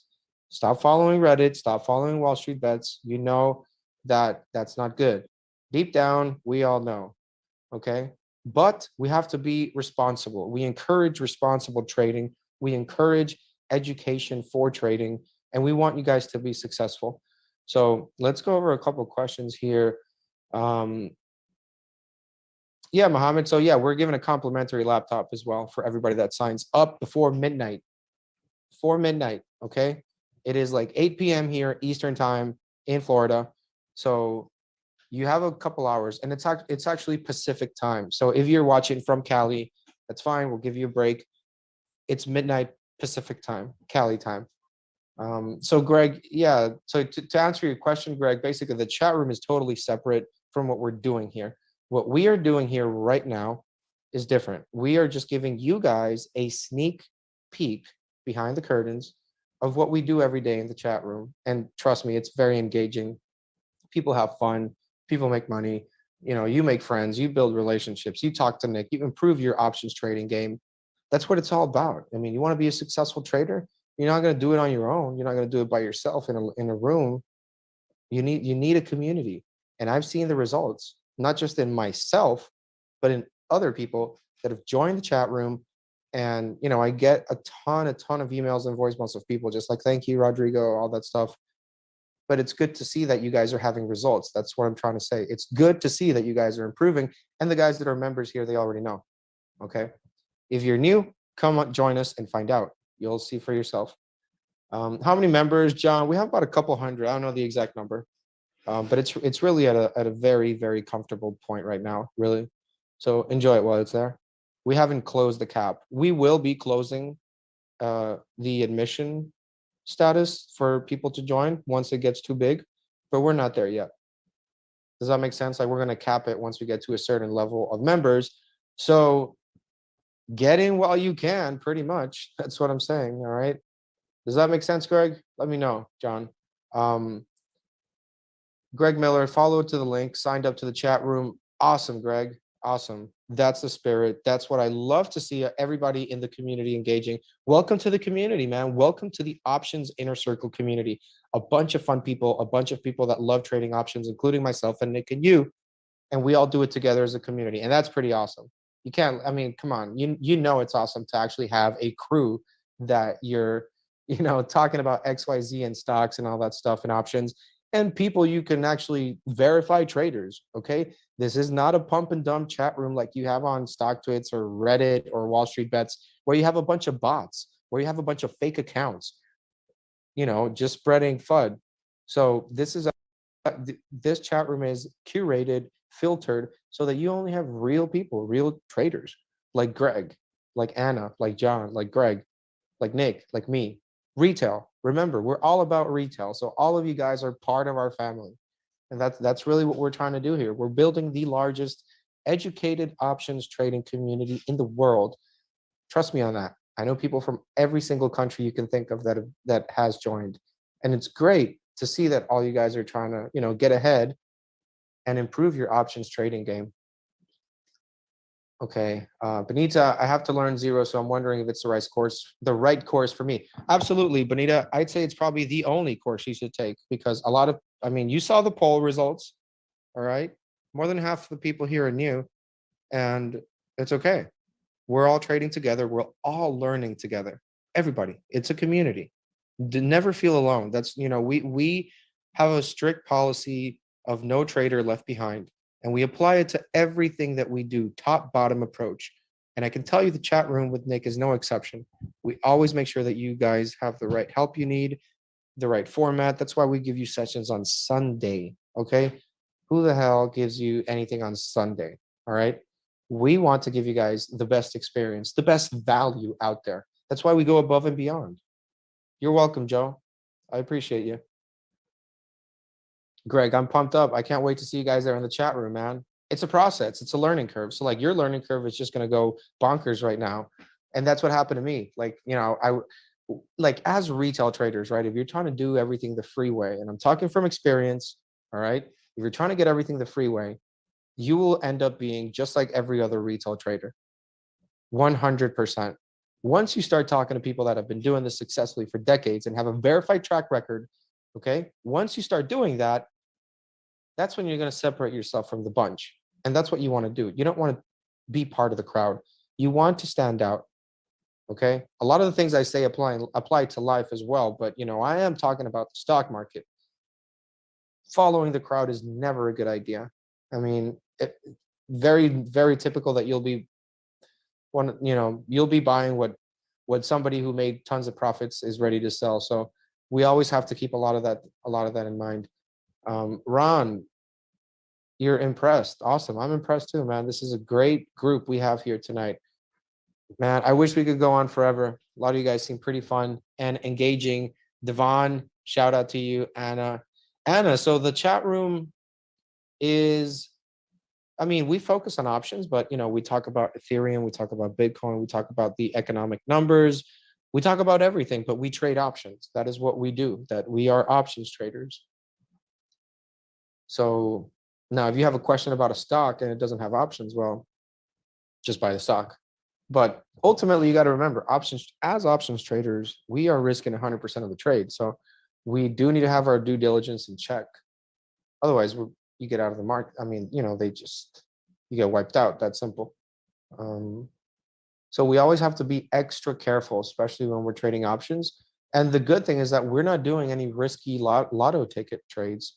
We're not. We're actually doing like conservative trades that make sense, that have a 90% win rate.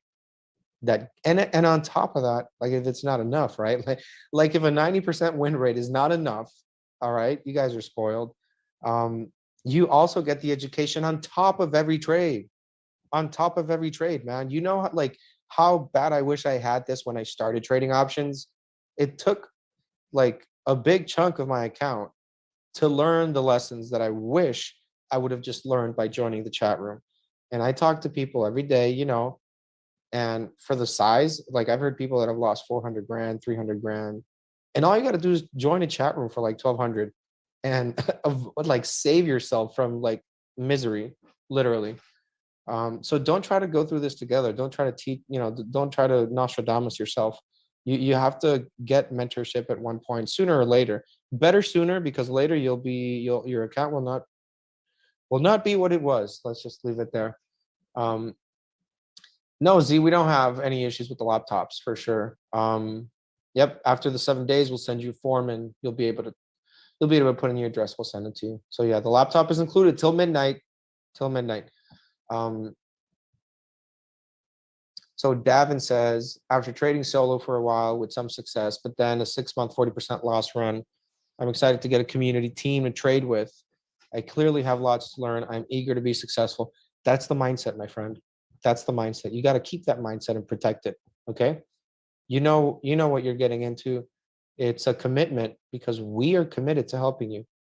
And you do your part, we do our part, and you bank. It's that simple. We want to make sure that you guys not just have all the tools you need, but also have the education to back that, right? It becomes better. You get more value. You can give tools to somebody, but without the education, they won't know what to do with it. And you can give the education to somebody without the tools and they won't know how to use the tools.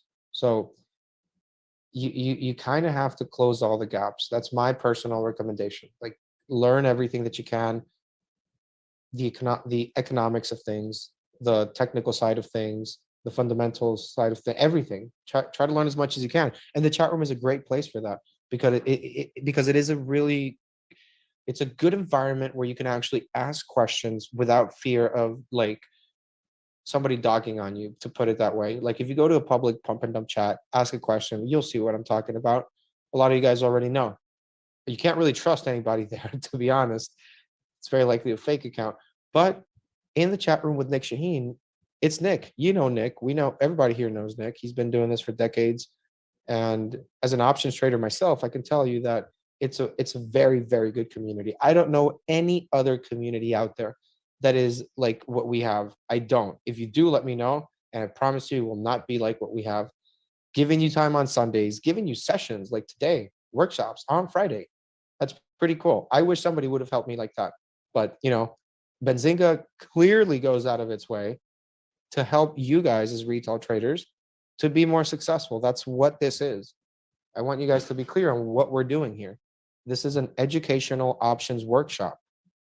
The point is for you to improve your options trading so that you can be more profitable as a trader, AKA have a bigger account. That's pretty nice. That's pretty nice of Benzinga, if you ask me. So let's see. We got some more questions here. Davin, now that I send it, what's my next step to join the chat? Davin, you're a part of the chat, man. You've always been part of the chat and deep down inside. You know that. You've always been part of the family. So the chat's open right now. It's open. So if you want to join in, you got to welcome. Once you join, all right. So once you join, guys, you're going to get like a welcome email. It's going to go over some of the things there, like, the links on how to join. And if you ever have any questions, suggestions, or feedback, you call me, you email me, and we'll take care of it. We have a task force that is basically in charge of adding more and more and more and more features to the chat room so that it becomes a way, way better experience so that you guys can enjoy it. But obviously, right now you can get it and it's 78% off. That's right now though, tonight. Okay, let's go over some more questions. Bonita's asking, do we get the videos? How does it work? Yeah, you get all the videos. You get everything. You get absolutely everything that we have, okay? You're getting everything Nic Chahine, period. Everything. This man, I don't even know when he sleeps, to be honest. It's always stocks. And a lot of people I know are like that. And that's pretty cool because ultimately, you kind of want to follow and trade with somebody who's all in. Does that make sense? Like, would you want to trade with somebody that is not all in on helping you? I wouldn't. I would never want to do that. I don't think you guys should either. But if you got somebody like Nick that's there all day, early in the morning, giving you a game plan, pre-market, giving you full market updates, full educational videos on how to trade, what to look for, what not to look for, all the different types of option trades, what is a call, what is a put, what is a credit put spread, all these things that he's giving you guys on top of the trades and the education. That's a different scenario. It's like when you went to college and you had that lazy teacher that all they did was go through a PowerPoint and never explained anything. Okay, we've all had that teacher, and nobody likes them. I always like the teacher that goes above and beyond to help, the teacher that gives you real life scenarios, that takes time out of their day to explain a concept. We all love those teachers, right? And then add a type of teacher that actually has been doing what he's teaching successfully. And then you got it all. That's when you have it all. When you have a mentor, imagine, would you want to be taught from a mentor that's never done it, let alone successfully, right? No, you wouldn't. And if you would, you got to change the way you think. If you ever want to follow anybody that's good at what they do, follow them because of how good they are, and all the effort and time that they put into it. So obviously Nick is all in. Like 7 in the morning, he's already like texting me about stocks. We're talking about trades. I have trades that I put myself, and I always ask him, like, if I'm unsure about something, but I follow his trades, and I've been doing that for a while. Raul, thanks for the $2, man. Appreciate that. Yeah, the video is going to be here. We're going to keep it on YouTube. Yeah. So you're getting all of that with Nick, and you're getting the community, which honestly, you can't price it. I mean, if you want to price it, I don't know, try trading without it and blow up your account. I don't want to risk that. I don't. Um, and at the end of the day, you got to understand that if you are not following people that are successful at it, and you're doing it on your own and it's not working, you repeating that motion of doing the same thing and not working is called insanity. That's the definition of insanity. Doing something over again, expecting different results, that's like probably the direct definition. I don't want you guys to do that. I want you guys to be successful. Okay. I blew up my account twice. It's not a good feeling. Okay. There's a lot of emotions involved. I don't want you guys to go through that. I don't want you guys to learn by blowing up your account. And I mean this as a human being. Like, you've worked so hard to get the money that you have. Don't gamble it. Literally, like, don't gamble it. Don't fall into that pressure, into that peer pressure. Be responsible. Trade responsibly. Get the education, because we're giving it to you, and it's great top level education. People pay hundreds of thousands of dollars for education, and they can't even get a job. You're actually paying for like a fraction of another fraction on working on a skill set that literally is making you money. Long-term capital account growth. This is the one class you can take and be successful. So I know you guys are going to get a lot out of the class. I know I have already. Gary, what is the free gift? Yeah, so that's going to be sent out in an email, Gary. John, I got a lot of value already from today's session. To make good on your promise to provide a gift, what are you doing? The talk was already. Yeah, so I mean, that's going to be sent by email, correct, John? All right, Jorge, thanks for joining, Jorge. I love it, man. We're all part of the community. It's very fun. Trust me, you're going to have fun. People are lit, like they're lit there in the chat. And of course, I got to give you the official welcome. Glad you joined, Jorge. Definitely appreciate all the work you guys are doing here. Take your education seriously, guys. Stop trying to wing it, please. Like, that's so irresponsible. And I don't know about you, but I don't like blowing up my account. So as like, one trader to another, here's my suggestion. Okay. Trade with people that are verified, right? Trade with people that have verifiably been successful doing what they do. Trade with a community. I really can't emphasize that enough. Like, trading with a community is the best thing that ever happened to me. With a solid community, right? And then you take a different approach to things, because you have a group of people that you're friends with, and that you are actually going over trades and all that stuff, which is very cool. These sort of things didn't exist a couple of years ago. Very recently they did, thanks to a lot of the work on the back end in Benzinga. Shout out to Vin, shout out to Neil. They've been doing a lot of work here to get you guys these great, awesome services that I am a big fan of, and a lot of you guys are. So good stuff, Jorge. We'll see you guys in the chat room there. Does anybody have any other questions here for me? It's a Friday night. I don't mind staying. You tell me what you guys want to do. If you have a question or anything about Nick or the chat room, let me know. I'll give you guys a couple seconds there.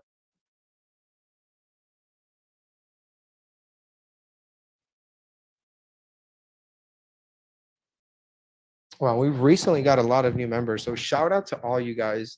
JD Sathi, shout out.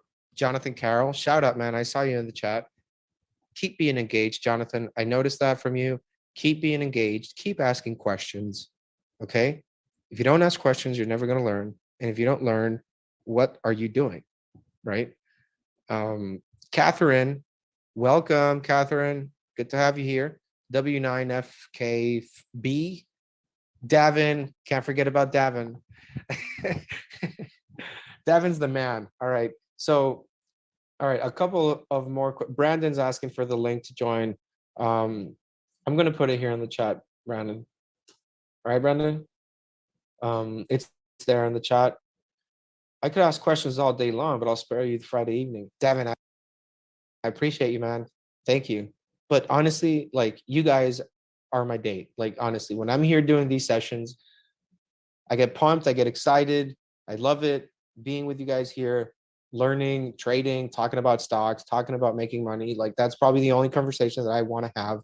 And having it with you guys here makes it a lot better because the community aspect of it really drives me, honestly. But Davin, you have the chat room to ask questions all day. Jay is asking, what's the percentage of day trades that go?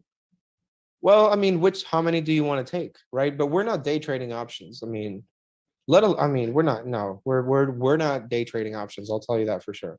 Now, if your stock goes up 50%, 30% in one day, then sell it. But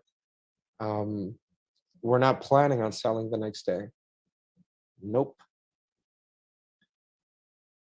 Benita, I'll see you Sunday, Benita, too. We're gonna be having an awesome session as well. We're gonna have the session with Nick. So Davin is Davin's the man. Thanks, man. Appreciate you. Thanks for giving me back my Friday night, Davin. I'm just kidding.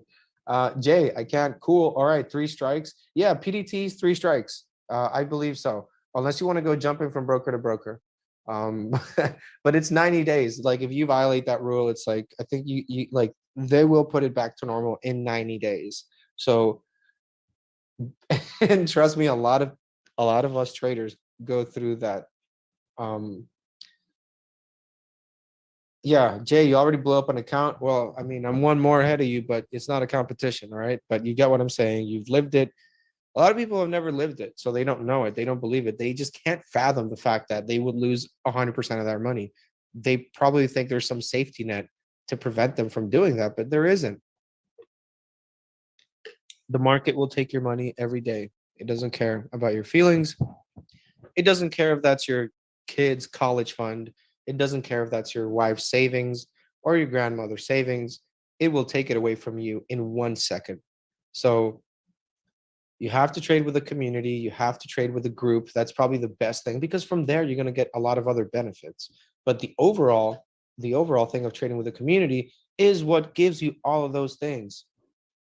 So Jay, I mean, you're not the only one. I talked to, look, I've said this quite a few times, but yeah, I talked to a lot of traders around the world, and you'd be surprised. A lot of them have blown up their account as well. It's not an uncommon thing for options traders, but it typically happens when you are starting to trade options, when you are new. So if you want to start and make money, join the chat. If you want to lose money and blow up your account, don't join the chat. That's as simple as I could put it, guys. Greg is asking if I suggest trading view. I don't know. You can look it up and see if you like it. Everybody has different tastes. Personally, I just need a basic chart, man. Price, volume. That's all I care about. And maybe an RSI. That's it. I don't try to complicate it too much. The bigger picture is behind the chart from what I think. But if you like it, you can use it. That's up to you. Okay, so if everybody's looking at the chat, you can see there all the messages where everybody's talking to Nick. Some people, you can see there that people are pretty thankful. I love all the questions that Lonnie. I know Lonnie. Lonnie is a very cool individual. So if you're watching, Lonnie, shout out to you. So Lonnie's saying, I love all the questions that pop up here. Even when I think I understand, I learn something new when Nick and everyone else chimes in. This is exactly what I am trying to explain to you guys. It's very hard for me to explain an experience. It's not easy in general, but I'm trying to describe to you the experience of trading with a community, a like-minded community where we're all trading options, we're all helping each other. That feeling that you get, it's hard to explain it, but it's a good feeling. It's a warm, fuzzy feeling. This is your home. As a trader, Benzinga is your home. especially if you're retail.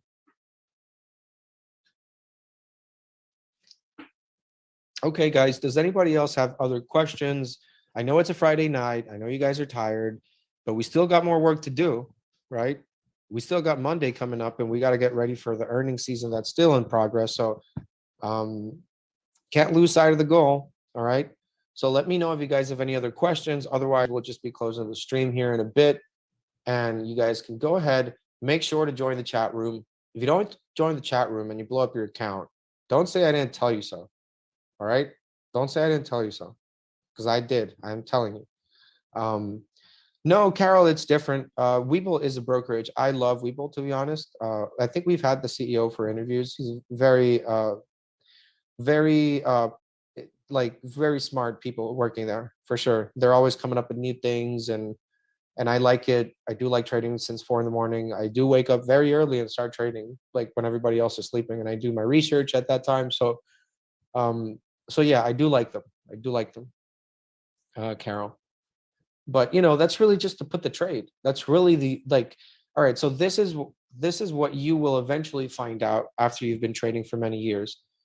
You will have one thing that you like, one application or whatever you want to call it for this reason, and then you're going to have another application for another reason. And this is what I'm trying to like basically emphasize here. You will use Webull to make a trade, all right? But your trade ideas, your community, right?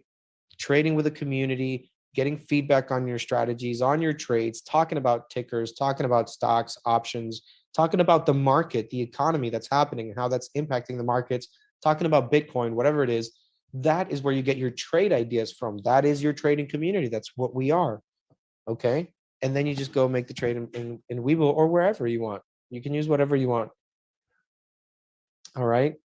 So Jonathan's asking, how would I play Tesla at these levels? I don't know. I'm not playing it. I'm in long term. I trade options. That's what I do to trade. But then I have a separate portfolio, which is just for long term investments. And I do have Tesla there. It's like one of my biggest winners right now. So I'm very bullish on Tesla. If you're bearish, you just stop trading. Anand is asking if there's a monthly payment option available. So Anand, we only have a yearly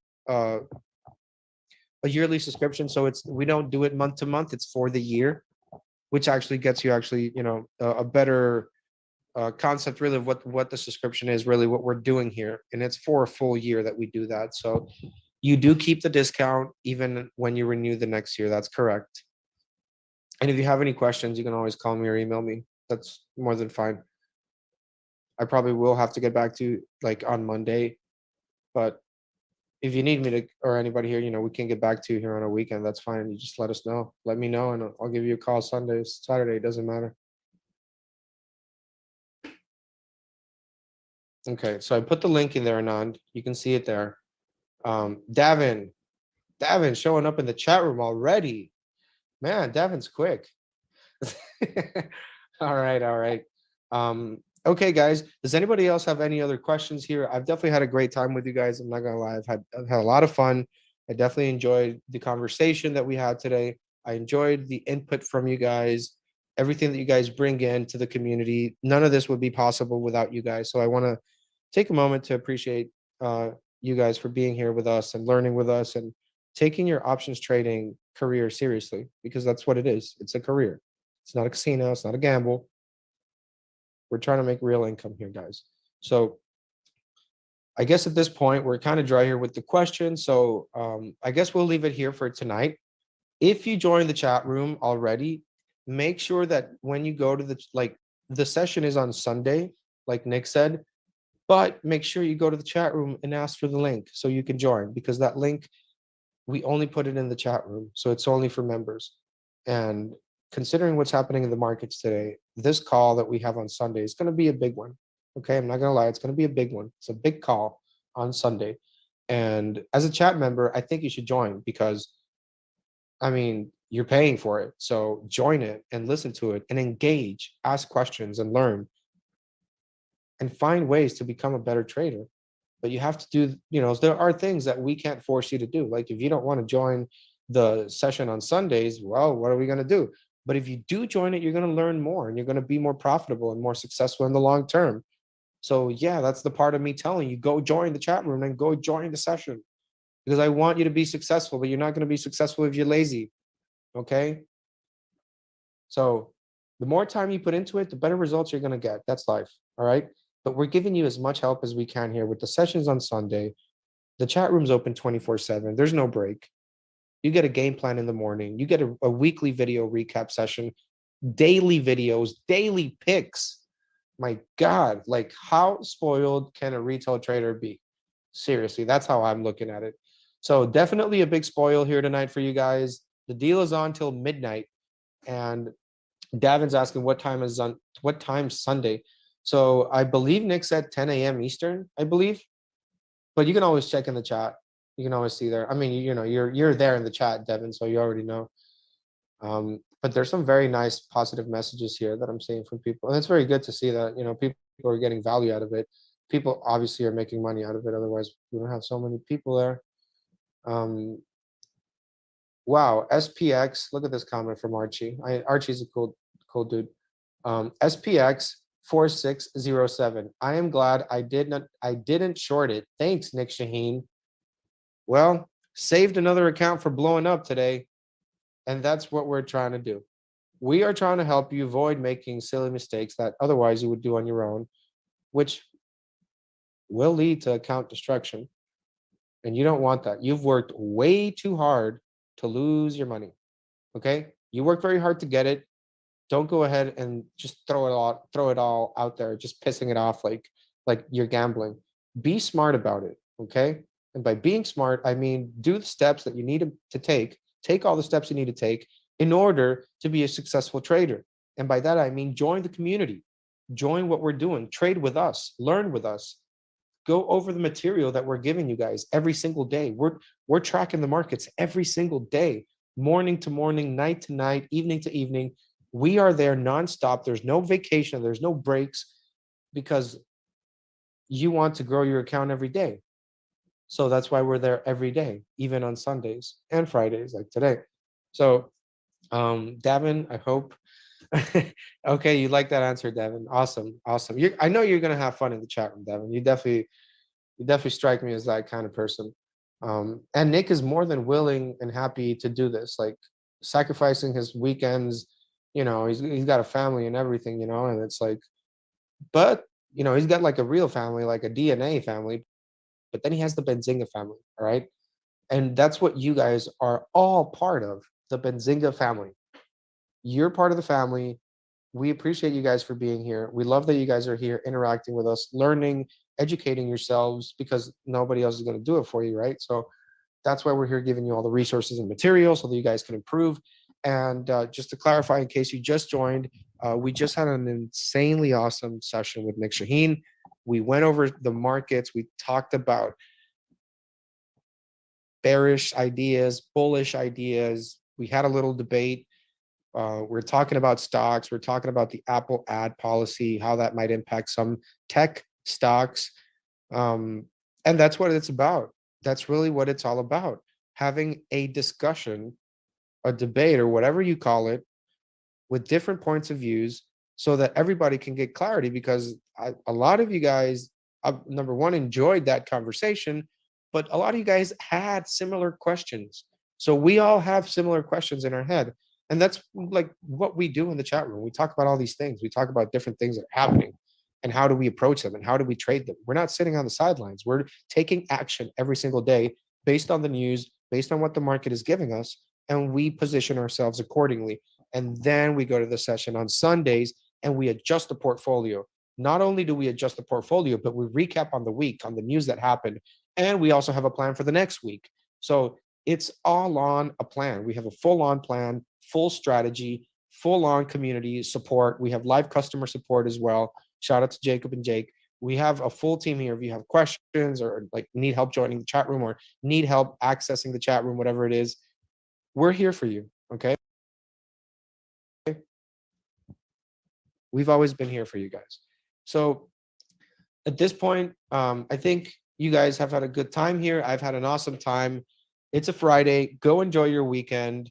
Study, read, go over charts, and get ready for Monday. Okay. And if you're in the chat room already, which a lot of you guys are, join the session on Sunday. Okay. Please join. You're going to learn. You're going to learn a lot. And all this means is you're going to make money. Okay. Sound good? Appealing enough? All right. Got it. So, Devin, I will see you Sunday for sure. And Nick's very happy to see you there as well. So, guys, we're going to wrap it up here. And any other questions that you guys have, call, email. We put in the number there. I'm going to throw it one last time here in the Zoom chat. If you want to join, deal expires at midnight. Can't do anything after that. And any questions, just call me or email me. Be more than happy to help you. So thanks a lot, guys, for joining. And we'll see you guys on the next time.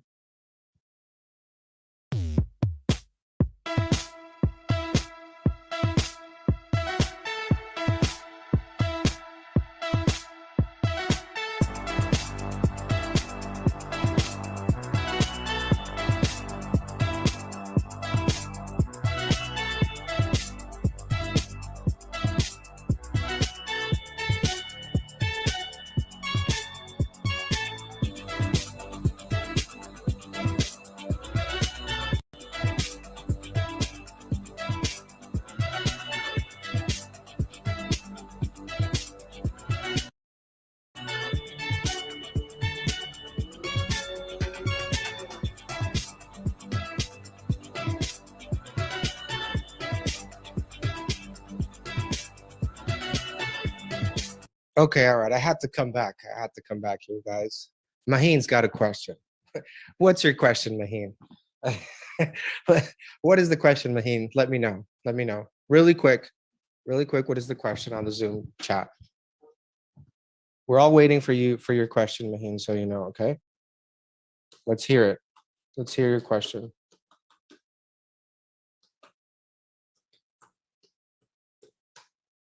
You're curious now. Okay.